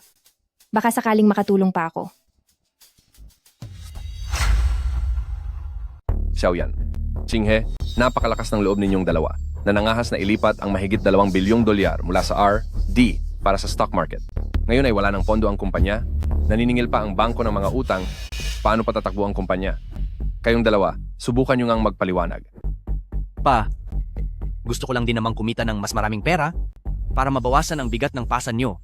Sino bang mag-aakalang ang Mingri Medical ay agad nababagsak ng ganoon kabilis? Totoo yon pa. May pandaraya sa pananalapi ang Mingri Pharmaceutical. Ang ganitong klaseng bagay. Noong ako pa ang namamahala ay hindi ko pa kailanman nakita. Isa itong aksidente. Hindi niyo naman pwedeng isisi sa amin ang lahat. Tigil. Ano pang silbi ng pagsasabi ng mga iyan ngayon? Ang prioridad ngayon ay lutasin ang problema sa pondo. Asawa ko, huwag kang mag-alala. Pinabalik ko na si Lizzo. Nakalimutan mo na ba? Dati, basta maging mabuti tayo sa kanya. Pakainin siya ng mainit na pagkain. Susunod na siya sa lahat ng sasabihin natin. Ngayon siya ay malapit na kay President Zhou. Basta't mapasunod niya ang Kangze Pharmaceuticals. Nabigyan tayo ng pera, ang krisis nating mga Wang ay hindi ba malalampasan natin? Tama po si Mama. Ang mukha na iyan ni Zhou ay tamang-tama para magustuhan ni Miss Zhou. Basta't gamitin niya ang pang-aakit sa harap ni Miss Zhou upang kumbinsihin siya at pasunurin ang Kangze Pharmaceuticals na magbigay sa atin ng ilang daang milyong dolyar. Magiging madaling-madali na lang iyon, di ba? Sa oras na iyon, hindi lang mababayaran ang utang sa stocks, maipapatuloy pa ang pag-unlad ng kumpanya. Ang suwail na anak na iyan, sa panahon ng pangangailangan, iyan lang pala ang pakinabang niya. Handa na ba ang lahat? Huwag kang mag-alala, naihanda ko ng lahat. Kahit ano pang pagbabago niya, anak ko pa rin siya. Basta't paamuhin ko siya, ay magiging para siyang isang aso na sunod-sunuran sa akin.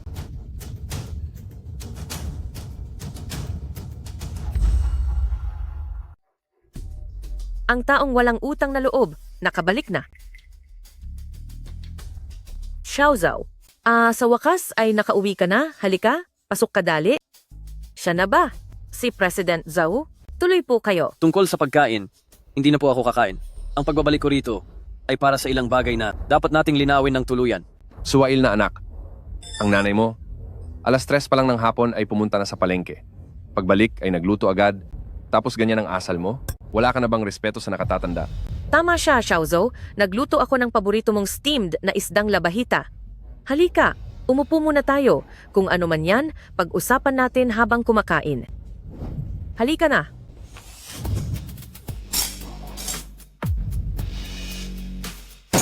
Suwail na anak. Talaga bang lalabanan mo kami? Ang huling pagpapakita ng malasakit ay mas mura pa sa damo. Noong kinuha niyo ako noon, pinaupo niyo ba ako sa hapag at pinasabay kumain kahit minsan? Tama na. Huwag na kayong magpanggap. Bakit niyo ako pinapunta rito? Anong kailangan niyo? Diretsuin niyo na ako. Xiao Zhou? Bakit mo naman nasasabi yan? Anak ka namin. Kahit anong mangyari, pamilya pa rin tayo. May problema ang pamilyang Wang natin. Kaya ka namin pinapunta rito para pag-usapan kung paano ito lulutasin. Hindi mo naman sigurong hahayaang mabagsak ang pamilyang Wang natin at hayaan ang iba na sabihing wala kang utang na loob. Tama po ako, di ba, President Zhou? Mrs. Lee, mag-ingat ka sa mga sinasabi mo. Ang Li Zhao ay kasosyo ko at nirerespeto ko ang anumang desisyon niya. Ang pamilyang Wang ay wala ng kinalaman sa akin. Wang Zheng, ang kasunduan sa pagkalas sa pamilya na ikaw mismo ang pumirma. Nakalimutan mo na ba? Nasabi ko lang ang mga iyon dahil sa galit ko noon. Ikaw ang tunay kong anak, nasa panganib ang pamilyang Wang ngayon. Paano mo natiis na hindi man lang tumulong? Tunay na anak? Noong una, nilait niyo ako na pampagulo lang sa inyo. Pinilit niyo akong ibigay ang resulta ng eksperimento ko. At noong tinatawag niyo pa akong walang utang na loob, bakit hindi niyo yan nasabi? Ngayong wala na kayong ibang mapupuntahan. Tsaka niyo naisipan na ako ang inyong tunay na anak. Pasensya na. Ang titulong anak ng pamilyang Wang, hindi ko kayang tanggapin. At isa pa, wala akong kahit anong obligasyon para ayusin ang gulo ninyo. Xiaozhou, bakit ka ganyan magsalita? Ano pa man ang mangyari, pinalaki ka pa rin namin, kaya kailangan mo kaming tulungan at ituring mo na lang na bayad sa pag-aaruga namin sa iyo. Napakahusay ng katagang pag-aaruga. Hula ko, siguro ay nakiuso kayo sa pamumuhunan sa stock market, kaya naman nabaon kayo sa utang, at dahil wala na kayong pag-asa, tsaka nyo naisipan na balikan ang pinabayaan yung tunay na anak. Isang aksidente lang yon. Ay nako, ikaw kaya ang henyong trader ng Wall Street? Ngayon bakit mo sasabihing aksidente lang to? Tama na, pumunta ako rito. Hindi para pakinggan ang mga palusot nyo. Gusto ko lang sabihin sa inyo na ang stock na Mingri Medical na ito ay makakaranas ng 29 na beses na pagbagsak hanggang sa tuluyan na itong maalis sa merkado. Kayo, gumawa na kayo ng plano habang maaga pa. Maalis sa merkado? Paano mangyayari yon? Bahala kayo kung maniniwala kayo o hindi. Basta nasabi ko na ang lahat ng dapat kong sabihin. Bakit ka siguradong sigurado na? Makakaranas ito ng 29 na pagbagsak? Napaka-partikular ng numerong yon. Saan galing yon? Nag-iimbento lang siya. Gusto lang niyang sirain ang loob natin. At pagtamanan tayo. Kayong pamilya, paano nyo nakuha ang kapal ng mukha para sabihin ng ganyang bagay? Nag-iimbento lang? Alam nyo ba kung gaano? Sa Mingri Medical na stock na ito, ang kalaking pera ang kinita niya? Alam nyo ba kung magkano ang kinita niya sa Mingri Medical na stock na ito? May ideya ba kayo kung gaano kalaki iyon? Siya?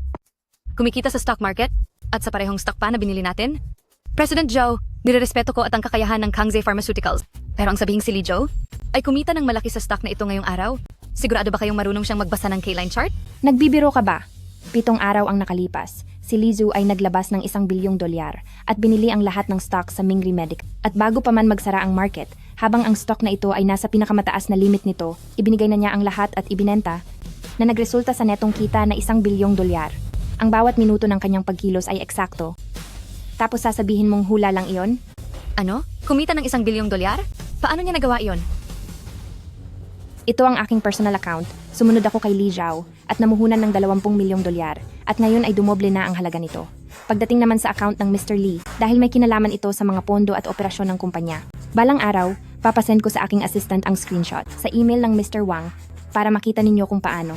Ang sinasabi ninyong walang alam sa pag-invest na si Li Zhao ay namamayagpag at nagpapakitang gilas sa mundo ng pamumuhunan. Paano mo nalaman na dapat mo nang ibenta bago ang pagsasara kahapon? Ang balita tungkol sa pandaraya sa pinansyal ng Mingri Pharmaceutical ay ngayong araw lang lumabas. Paanong nagawa mong mahulaan ito ng maaga? Itinataas ng mga pangunahing mamumuhunan ang presyo ng stock para lang makapagbenta ng mga shares. Kapag ang isang stock ay patuloy na tumataas ng todo, pero wala namang sapat na basehan o balita para suportahan ito, diyan nagiging pinakamataas ang panganib sa stock na iyon. Ano? Ikaw na isang mahusay na trader mula sa Wall Street. Huwag mong sabihin, hindi mo man lang alam yan? Wala kang silbi. Sabi ni Xiaoyan, noong nasa eskwelahan ka pa, kabilang ka sa pinakamababa sa klase. At noong nasa lab ka naman ng kumpanya, tulog ka lang ng tulog araw-araw. Kaya paano mo malalaman ang tungkol sa pag-invest? Ikaw, nakachamba ka lang talaga. Wala akong silbi? Sige, noong una kasi, itinuring ko kayong pamilya, ayaw ko kayong makatunggali, kaya kahit saan ay sinubukan ko kayong pasayahin. Sinasabi ninyong wala akong silbi, hinayaan ko lang. Sinasabi ninyong mababa ang grado ko, hindi na rin ako nakipagtalo. Pero ngayong wala na tayong ugnayan sa isa't isa, sino ba kayo sa akala nyo? Wala kayong karapatan na diktahan ako. Dakilang Professor Wang, ang tungkol sa mga grado ko. Sinubukan mo bang suriin muli pagkatapos? Ang estudyanteng sa tingin mo ay kulelat at mababa ang grado? Ang kaniyang pananaliksik ay naitampok sa unang pahina ng Huazhong Medical. Nasuri mo ba ng mabuti iyon? Para naman sa iyo, ang tinaguriang Wall Street at henyong trader. Nahawak ang pera ng pamilyang Wang na higit $2 bilyong pero hindi gumawa ng pananaliksik, hindi sinuri ang mga report at umasa lang sa pakiramdam. Kaya nag-invest ka sa isang peking kumpanya na malapit nang matanggal sa merkado. Dahilan para mapahamak ang buong pamilya. Sa antas mong iyan, karapat-dapat ka bang tawaging henyo at may mukha ka pa para tawagin akong walang kwenta? At pati ikaw, Wang Yan. Ang gamot na ginagawa ninyo, itigil nyo na iyan habang maaga pa. Mapapahamak lang ang mga tao kung ipipilit nyo iyan sa merkado. Ang bago kong gamot ay tapos na sa pangatlong trial at sa susunod na linggo ay nakahanda na kaming mag-apply para ibenta ito. Sa oras na iyon, pumunta kayo rito para makita ninyo kung sino ba talaga ang natutulog lang sa laboratorio at kung sino ang tunay na nagsisikap para makatulong sa mga pasyente.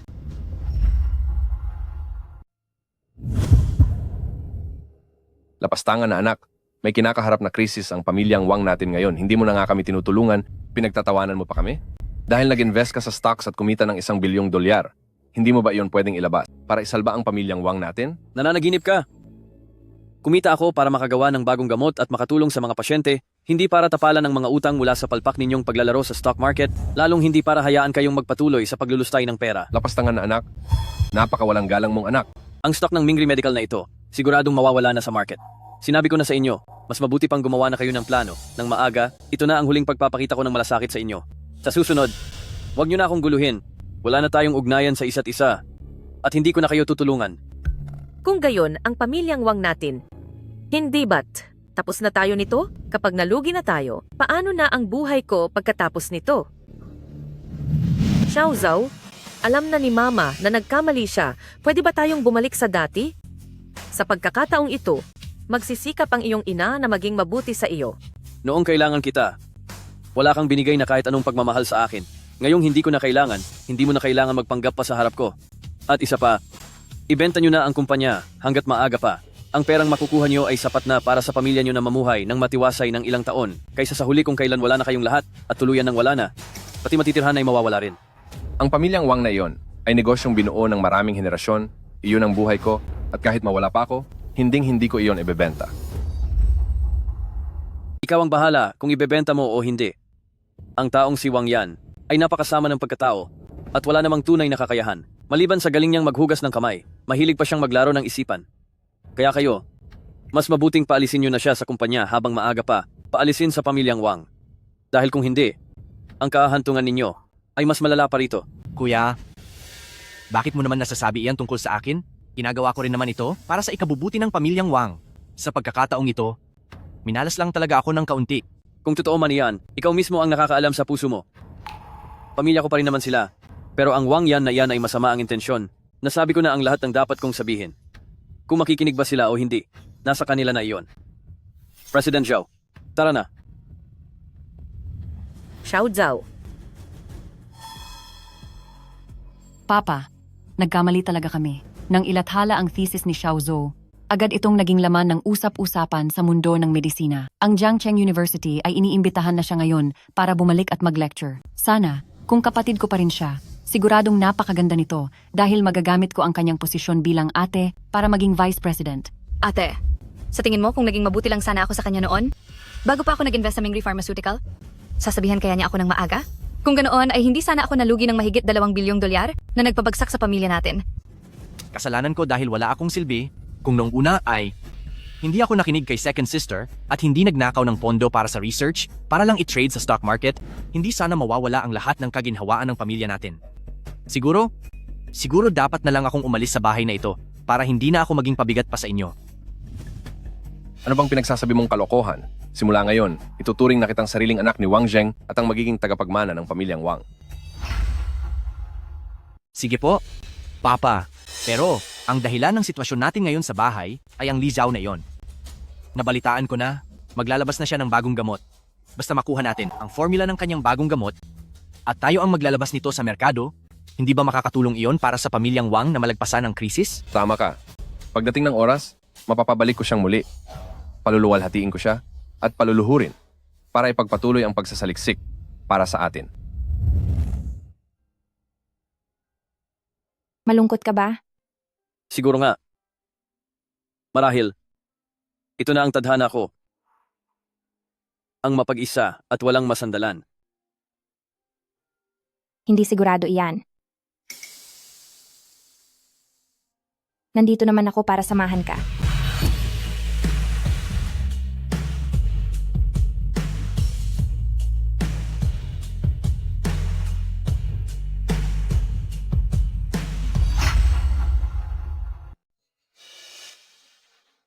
Para sa milyon-milyong pasyenteng may diabetes sa bansa, isa itong mahalagang araw. Ang Tangyu No. 1 na ginawa ng Joan Biotech pagkatapos ng mahigpit na pagsusuring klinikal ay opisyal nang ilalabas sa merkado ngayong araw.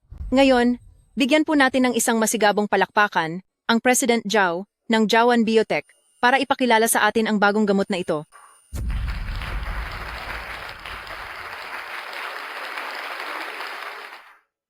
Ito ang unang gamot na naisakatuparan mula noong itinatag ang Joan Biotech.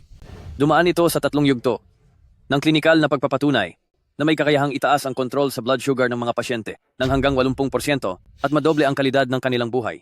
Mula ngayong araw, ilalabas na ito sa buong bansa. upang magdala ng magandang balita sa mas maraming pasyente.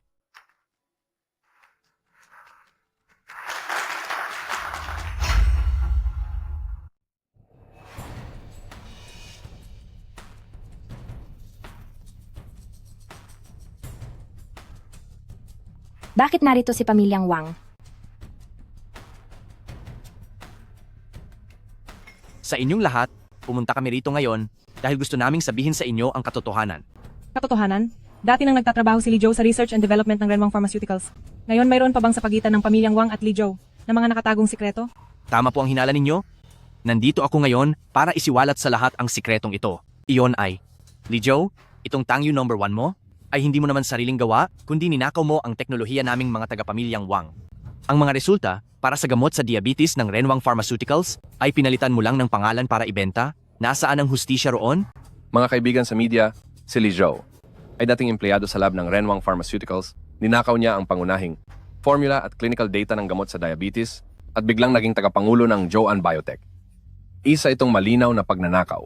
Dati namin siyang itinuring na anak, pinakain at binihisan namin siya, pero para lang sa pera, inalikuran niya pati ang sarili niyang pamilya. Tinalikuran niya ang sarili niyang mga magulang at ninakaw ang teknolohiya namin para kumita. Napakawalang hiya niya. Ano? Ang gamot na ito ay galing pala sa pagnanakaw. Ginoong Li Zhou, ano ba talaga ang nangyari? Ate, huwag kang makialam dito. Nangahas si Li Zhou na pagtaksila ng pamilyang Wang. Ngayon, deserve niya iyan. Sinasabi niyo na ang Tangyu number 1 ko ay nakaw sa inyong teknolohiya. Nasaan ang ebidensya niyo? Siyempre may ebidensya ako. Ito ang plano noong 2 taon na ang nakakalipas ng aming Renwang Pharmaceuticals para sa pananaliksik sa gamot sa diabetes. Halos kaparehong-kapareho nito ang iyong Tangyu number 1, ang mga sangkap ay magkamukha at may gana ka pang itanggi na hindi mo ito ninakaw. Isang gusot na papel lang yan. At sasabihin mong ninakawan kita? Napakakatawa mo. Matagal na akong nananatili sa pamilyang Wang ng maraming taon. Bakit hindi ko alam na mayroon kayong isinasagawang pananaliksik tungkol sa gamot sa diabetes? Inaasahan mo bang maniniwala ako sa sinabi mo? Ang diabetes ay noon pa man isa ng Renwang Pharmaceuticals, sikretong proyekto para sa pananaliksik. Hindi lang ito na isa publiko. Akala mo ba kapag pinalitan mo ang balot, binago ang pangalan, ay makakalusot ka na sa pandaraya mo? Para ang aming pinaghirapan, ay sabihin mong sayo? Bakit ko naman kakailanganing mandaya? Sige, pumanhik kayo rito.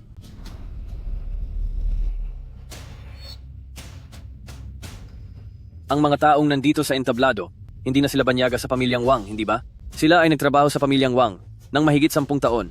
Ang pinakamatagal ay si Leader Zhao, na nanatili sa Renwang Group ng 15 taon at naging bahagi ng buong proseso ng Renwang Group sa lahat ng bagong gamot na ginagawa. Sila na ngayon ang bumubuo sa aking pangunahing miyembro sa kagawaran ng pananaliksik. Bakit hindi niyo sila tanungin? Ako ang pinuno ng orihinal na Research and Development Group ng Renwang Pharmaceuticals na si Zhao Deqing. Mula nang itinatag ang Renwang Pharmaceuticals ay kailanman ay hindi pa ito nagsimula ng anumang research and development project para sa gamot sa diabetes. Ang produktong Tangyu 1 na ito ng Zhou-An ay binuo lahat ni President Lee, kasama namin mula sa simula at wala itong anumang kinalaman sa Renwang Pharmaceuticals. Ito ang research and development log ng record keeper ng Renwang Pharmaceuticals kung saan detalyadong nakatala ang bawat research and development project taon-taon at dito ay talagang walang kahit anong record tungkol sa pagbuo ng gamot para sa diabetes. Handa rin akong managot sa batas para sa aking mga sinabi. At isa pa, ang ilang bagong gamot mula sa Renwang Pharmaceuticals na talagang maipagmamalaki ay pawang ginawa ni President Lee noong nagpuyat siya ng napakaraming gabi para lang mabuo ang mga iyon. Samantalang sina Wang Yan at VP Wang ay pumasok lang sa kumpanya noong nakaraang taon. Kahit ang mga pangunahing operasyon sa laboratorio ay hindi pa nila kabisado. Maging ang research proposal ay hindi nila maintindihan, paano silang mamumuno sa pagbuo ng gamot para sa diabetes. Ang hawak na papel ni VP Wang, sa tingin ko ay mukhang ginaya lang sa listahan ng mga sangkap ng Tangyu 1 at mabilis na kinopya lang. Lawang, anong gagawin natin ngayon? Tatanungin mo ako? Hindi ko rin alam kung ano ang gagawin. Li Zhao, siguradong mga aktor lang itong kinuha mo. Ikaw ang nag-utos sa kanila na magsinungaling para idiin kami. Siguradong peke ang lahat ng sinasabi nila. Peke lang ito. Ididiin kayo? Tanungin mo ang mga taong nasa entabladong ito. Sino ba sa kanila ang walang sama ng loob sa iyo? Kung hindi, bakit sila aalis mula sa dati nilang trabaho sa Renwang Pharmaceuticals para lang umalis at kusang loob na tumanggap ng mas mababang sahod para lang lumipat sa Zhou-An Biotech? Lahat sila ay pinilit mo. Pinilit ko sila? Nagpapasahod ako sa kanila ng saktong oras buwan-buwan, binibigyan ko pa sila ng mga bonus, paano ko sila pinilit? Paano? Dahil wala kang kakayahan. Wala kang ang alam sa mga hakbang ng eksperimento, pero pinipilit mo pa ring makialam sa pananaliksik. Ang resulta ng ilang buwan nilang pinaghirapang eksperimento ay binago mo hanggang sa hindi na ito makilala para lang makakuha ng papuri mula kay Wang Zheng. Ang katulad mong pinuno, sinong gugustuhin makatrabaho ka? Matagal ko na itong sinabi sa iyo na kailanman ay hindi ako nagtamad-tamaran o natulog sa loob ng laboratorio. Hindi ka naniwala, pinili mo pang makinig sa mga sinasabi ng paborito mong ampon. Ngayon, ang mga dati mong empleyado ng mahigit 10 taon ay narito na sa entablado. Tanungin mo sila, sino ang nagpupuyat sa laboratorio hanggang madaling araw-araw-araw? At sino ang nagtatamad-tamaran at natutulog lang sa loob ng laboratorio? Hindi. Hindi ito maaari. Siguradong nagkakamali lang kayo. Xiaoyan, hindi ganoon si Xiaoyan. Hindi siya ganong klase ng tao. Mali. Ang surveillance ng Renwang Pharmaceuticals, hindi mo man lang tinitingnan. Nakikinig ka lang kay Wang Yan dito habang binabaluktot ang katotohanan. Ngayon, nakatayo sila sa entablado. Gusto kong ikaw mismo ang magtanong sa kanila kung sino ba talaga sa laboratorio ang tamad at puro tulog lang. Zhao. Leader Zhao, sabihin nyo, sino ba talaga ang nanggugoyo sa akin? Dati sa laboratorio, sino ba talaga ang araw-araw na natutulog at walang ginagawa? President Wang, ito po ang record ng duty sa laboratorio mula Marso hanggang Hunyo noong nakaraang taon. Dito sa dokumentong ito, narito ang mga pirma nating lahat. Maaari niyo pong tingnan. Noong panahong iyon, si President Lee ay halos araw-araw na pinakahuling umaalis. Ang oras ng pag-alis sa record ay laging lampas na ng 2:00 ng madaling araw, habang sina Wang Yan at VP Wang naman, sa loob ng 3 buwan ay 5 beses lang pumunta sa laboratorio at hindi pa umabot ng 30 minuto kada punta. 2 beses pa silang natulog ng tanghali. May mga nakasulat na babala tungkol diyan sa record. President Wang, tingnan niyo rin po ito. Ito ang report ng Phase 3 trial para sa ating gamot sa immunity. Sabi ni VP Wang ay hindi maganda ang datos kaya kusa niyang binawasan ang side effect rate ng 20%. Dahil sa nangyaring ito, kaming tatlo ay lubos na nadismaya at nagpa siyang umalis na sa Renwang Pharmaceuticals. Xiaoyan, totoo ba ang lahat ng sinasabi nila? Talaga bang... Hindi po totoo yon pa. Sinasadya niya akong i-frame up. Si Li Zhou ang nag-utos sa kanila na sabihin, iyan, wala akong binagong kahit anong datos. At hindi rin ako natulog sa oras ng trabaho. Medyo napagod lang ako at nagpahinga lang saglit. Lawang, huwag kang maniniwala sa kanila. Napakabait at matalinong bata ni Xiaoyan. Siguradong si Li Zhou ay naiinggit lang dahil mas magaling si Xiaoyan sa kanya, kaya niya ipinadala ang mga ito para sirain ang relasyon ninyong mag-ama. Hindi ka dapat maniwala sa sinasabi ng ibang tao. Sisirain ang relasyon? Kailangan pa ba iyon? Kami ni Pamilyang Wang ay matagal na namang kinalimutan ng isa't isa. Ngayong araw, kung hindi lang kayo masyadong agresibo sa inyong pang-aapi, wala akong ganang makialam sa mga walang kwenta ninyong problema. Ito pala ang katotohanan. Sir Wang Zheng, dahil sa mga log record, ulat ng eksperimento, at mga testimonya ng mga lumang empleyado, naniniwala na po ba kayo ngayon kung nagkaroon nga ng pagpapabaya ang VP Wang sa kanilang tungkulin? Sir Wang Yan, paano niyo po ipaliliwanag ang mga record at mga ulat ng eksperimento, pati na ang gamot para sa immune system ng Renwang Pharmaceuticals? Dahil may dayaan sa mga datos, paano masisiguro ang kaligtasan at kalusugan ng mga pasyente sa hinaharap? Tigil na. Li Zhou, binayaran mo ang mga taong ito para gawin ang palabas na ito. Para kanino ba ito? Hindi ba gusto mo lang kaming si Pamilyang Wang ay mawalan ng dangal at masira sa publiko para masolo mo ang merkado ng medisina? Isa kang masamang manloloko. Gumastos para umarte? Wang Yan, pwede mo nang utusan ang mga tao mo na siyasatin ang bank accounts ng Leader Zhao. Tingnan niyo ang kanilang transaction history at tingnan niyo kung ako, si Li Zhao, ay nagpadala sa kanila kahit isang kusing. Ikaw mismo ay araw-araw na umaarte sa harap ni Wang Zheng. At nung nagbabago ka ng data habang natutulog lang, bakit hindi mo naisip na mabubunyag ka rin sa harap ng lahat ngayong araw? Mga kagalang-galang na reporters, tingnan niyo po ng mabuti. Ito ang transaction history ng bangko ko sa nakalipas na 6 na buwan. Bukod sa sweldo mula sa Zhaoan Biotech ay wala nang iba pang perang pumasok. Narito kami. Hindi para sa pera, kundi para makapag-research ng may kapayapaan. Kailanman ay hindi ko magigising ang taong nagtutulog-tulugan. Wang Zheng, ang log ng duty, ulat ng eksperimento, testimonyo ng mga empleyado, at records ng bangko. Ang lahat ng ebidensyang ito ay nakalatag na sa harap mo, pero hindi ka pa rin naniniwala. Mas pinipili mong maniwala sa isang sinungaling na ampon, kaysa maniwala sa empleyadong sumunod sa iyo ng 10 taon, o kahit sa sarili mong anak. Ang pagbagsak ng Renwang Pharmaceuticals ay sarili mong kagagawan. Ikaw na suwail na anak, Li Zhao. Ang nangyayari sa pamilya Wang ngayon ay dahil lahat sa iyo. Mula noong kinuha ka namin sa ampunan, wala na akong naging mapayapang araw sa buhay ko. Napakatagal na ni Xiaoyan sa pamilya natin, ngunit kailanman ay hindi ito nangyari. Ikaw talaga ang nagdadala ng kamalasan sa pamilya Wang. Namalas ko ang pamilyang Wang? Nakalimutan niyo na ba na kayo mismo ang pumunta sa bahay ampunan para kusang i-adopt ako? Sa loob ng mga taon ko sa pamilyang Wang, araw-araw akong nasa laboratorio at nagpupuyat hanggang madaling araw para sa Renwang Pharmaceuticals ay nakabuo ako ng 2 pangunahing produkto. Noong mga panahong iyon, bakit hindi mo sinabi na minamalas ko ang pamilyang Wang? Pinakain ka namin at binihisan. Ano bang masama kung magtrabaho ka para sa kumpanya? Pero tingnan mo ang sarili mo ngayon. Hindi mo na nga kami tinutulungan. Nakipagsabuatan ka pa sa mga tagalabas. Para apihin kami, isa kang walang utang na loob. Pinapahamak ko kayo? Si Wang Yan ang nagnakaw ng pondo para sa pananaliksik para gamitin sa stock market. Siya ang naglubog sa buong pamilyang Wang sa kahirapan. Si Wang Yan ang nandinaya sa datos ng eksperimento na muntik nang magpahamak sa mga pasyente. Kayo ang mabilis maniwala sa sabi-sabi. Pinipilit ninyong palayawin ang isang ampong anak na puro kasinungalingan ang sinasabi. Mula nang umalis ako, ang kawalan niya ng kakayahan at pagiging sakim ay tuluyan ng nabunyag. Hindi dahil minamalas ko ang pamilyang Wang, kundi dahil nang umalis ako, lumitaw ang inyong tunay na kulay. Kayo pong mga reporter ay pwedeng maging saksi. President Lee, noong nasa Renwang Pharmaceuticals pa kami, ang aming grupo sa pananaliksik ay nakakagawa ng 2 bagong gamot taon-taon at ang kita ng kumpanya ay lumago ng 3 beses.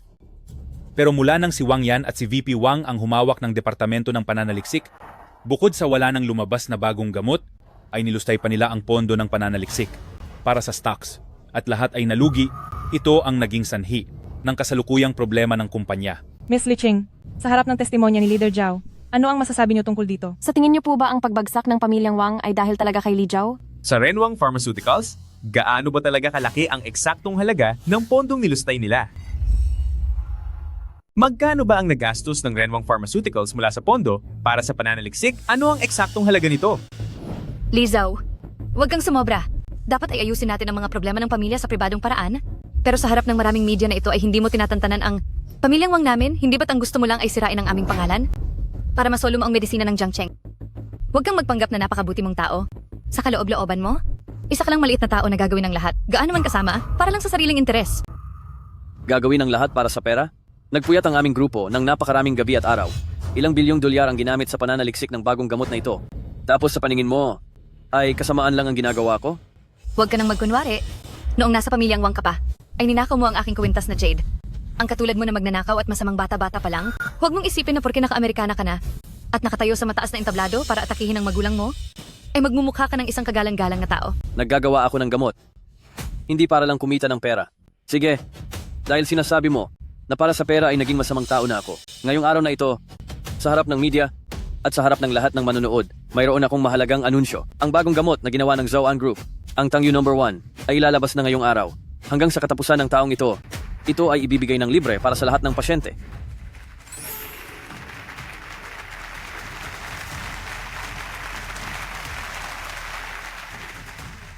Diyos ko, ngayon lang ako nakakita ng kumpanya na may ganyang kalasakit. Ilang bilyong dolyar ang ginastos para sa bagong gamot, tapos ibibigay lang ng libre sa mga pasyente. Ito ang tunay na pusong manggagamot.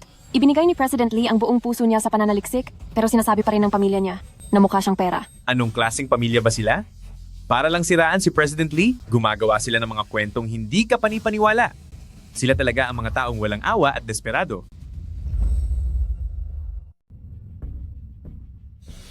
Ngayon, masasabi mo pa ba na nagnanakaw ako para lang kumita ng pera? Sa katulad kong ito, kailangan ko pa bang itakbo ang kwintas mo para magkapera? Pero sigurado ako na. Ang Li Jiao na ito ay palaging tapat at marangal sa lahat ng bagay. Kung ginawa ko, aaminin ko. Pero kung hindi ko ginawa, huwag niyo akong balaking siraan o pagbentangan. Ngayon, pwede na kayong lumayas. Huwag niyo nang hintayin na magpatawag pa ako ng kukuha sa inyo para itapon sa labas. Dahil kapag nangyari iyon, siguradong mapapahiya lang kayong lahat. Ate, hayaan mo na siya. Huwag na tayong magpakahiya rito. Hindi natin siya kayang talunin.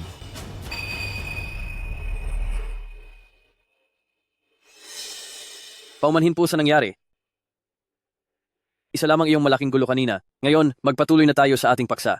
Sa pagkakataong ito, mula sa aming research team na si Leader Zhao, Zhao Deqing, ang magpapaliwanag sa inyo ng detalye tungkol sa pangunahing sangkap ng Tangyuan, pati na rin ang epekto nito sa pagpapagaling, upang malaman nating lahat kung para saan ang bagong gamot na ito, at kung ano ang maitutulong nito sa mga pasyente.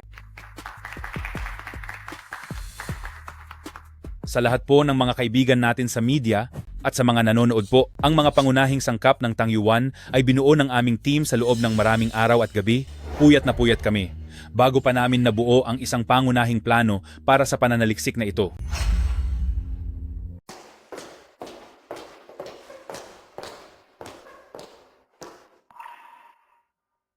Ano?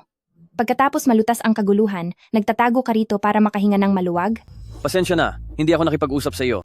Nang basta-basta kong ibinigay ang Tang Yuan, ng libre para gamitin ng mga pasyente. Malaking halaga ang nasasangkot dito sa kumpanya. May bilyong dolyar na pondo ang ginamit dito. Kaya, kung may reklamo ka man sa akin, o kung may mga katanungan man mula sa Board of Directors, ang lahat ng responsibilidad at kabayaran ay ako lang ang papasan. Li Zhao, parang minamaliit mo naman yata ako.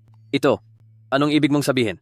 Nag-invest ako sa Joanne Biotech, hindi lang para kumita ng pera, kundi para makatuklas ng mas maraming gamot, para makagamot ng mas maraming pasyente. At dahil pinaninindigan mo ang tunay na layunin ng paggawa ng gamot, masaya ako at wala nang masasaya pa doon, paano naman ako magkakaroon ng reklamo? Akala ko kasi, mag-aalala ka sa budget ng kumpanya. Tungkol sa daloy ng pera, noon ko pa iyan gawa ng plano. Ang kinita natin mula sa investment sa Mingri Medical ay binalak ko na talagang itabi ang isang bahagi para sa kawanggawa at ngayong ginamit natin ito para sa libreng gamot. Isang paraan ito para makuha ang dalawang layunin ng sabay. At isa pa, ang makasama kang gumawa ng mga bagay na may tunay na kabuluhan ay higit pa sa halaga ng kahit magkanong pera.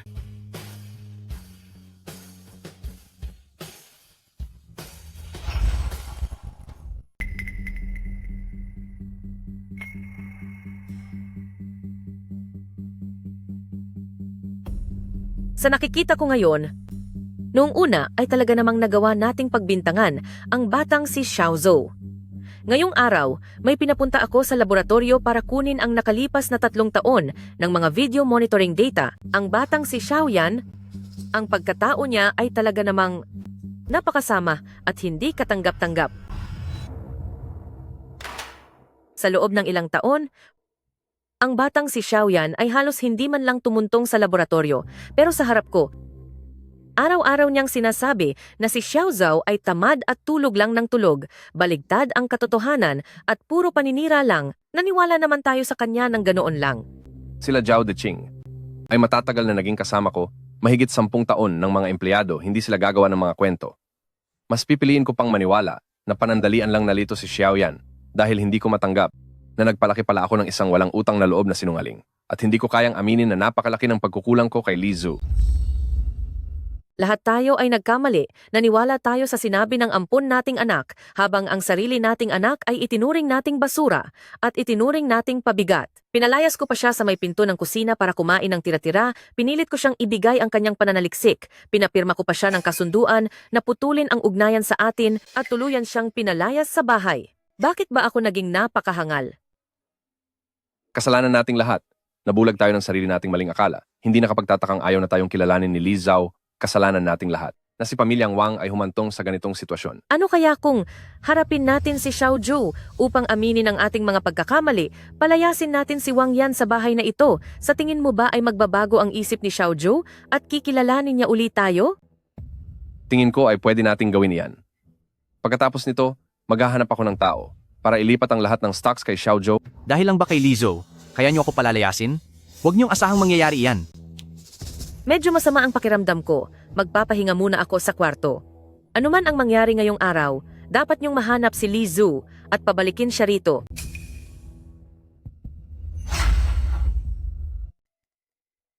Ang gamot. Ang gamot ko sa high blood. Nasaan ba ang mga tao? May tao ba riyan? Nay, ayos ka lang ba?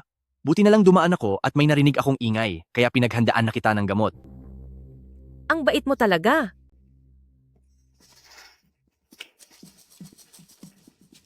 Ito po.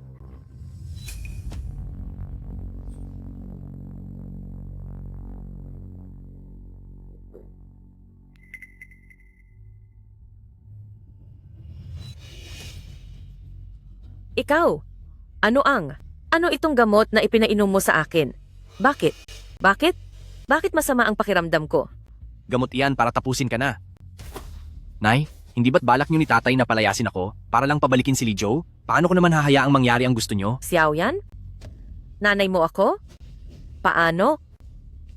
Paano mo ito nagagawa sa akin? Paano mo ako nagagawang saktan? Nay, Balak mo akong palayasin sa pamilyang Wang para sirain ang buhay ko. Kaya kailangan na kitang paalisin sa mundong ito. Kapag wala na kayo ni tatay, ang mga ari-arian ng pamilyang Wang, pati na ang kumpanya, magiging akin ng lahat. Ha ha ha ha!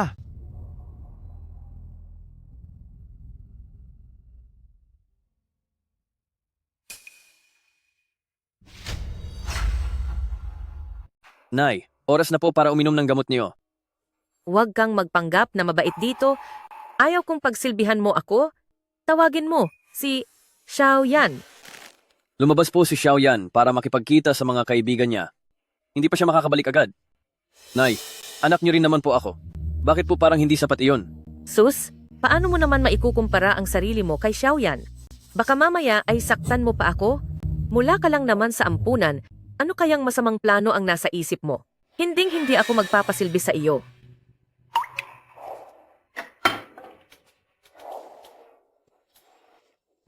Kung ganoon po, Nay, huwag niyo pong kalimutang uminom ng gamot niyo. Isang tableta sa umaga at isa sa gabi. Siguraduhin niyong tama ang dami nito. Isinulat ko po ang oras at kung gaano karami sa isang sticky note. Ididikit ko po ito sa tabi ng kama niyo para madali niyong makita.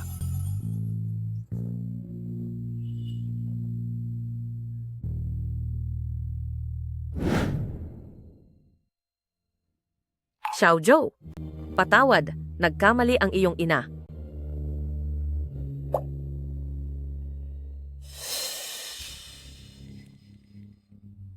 Nay, magpahinga na po kayo ng tuluyan. Ako na ang bahala kay tatay. At aalagaan ko rin ng mabuti ang Renwang Pharmaceuticals na para lang sa akin.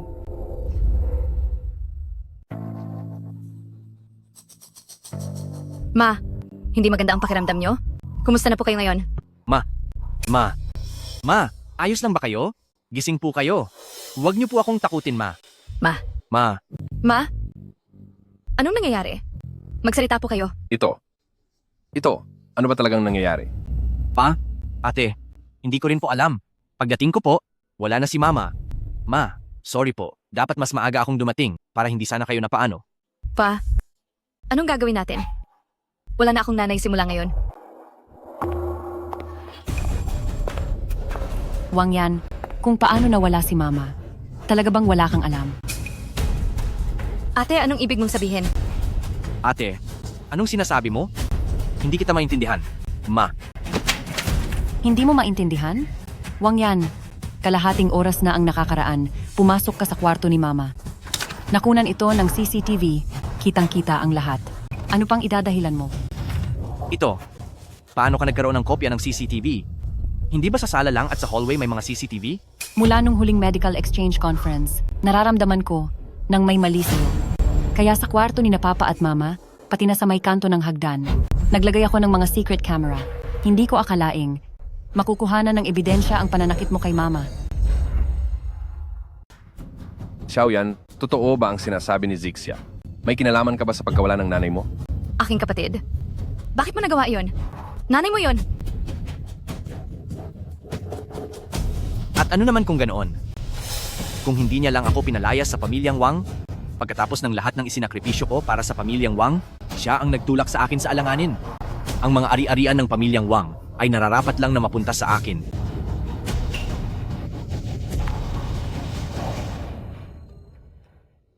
Mga pulis, nandyan na ba kayo? Inamin na mismo ni Wang Yan na siya ang may kasalanan sa pagkamatay ng nanay ko. Pumunta na kayo rito agad. Hindi. Ako ang tagapagmana ng pamilyang Wang. Hindi niyo ako pwedeng hulihin. Tatay, ate, tulungan niyo ako. Iligtas niyo ako. Ayaw kong makulong. Tulungan niyo ako. Pakawalan niyo ako.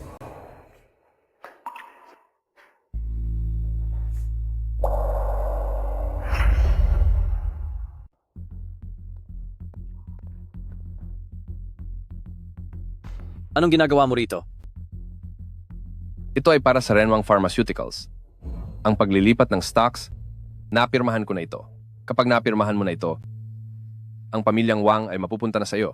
Sa pagpapaubaya ng pamilyang Wang sa iyo, hindi na rin ito tuluyang mawawala sa mga kamay ko.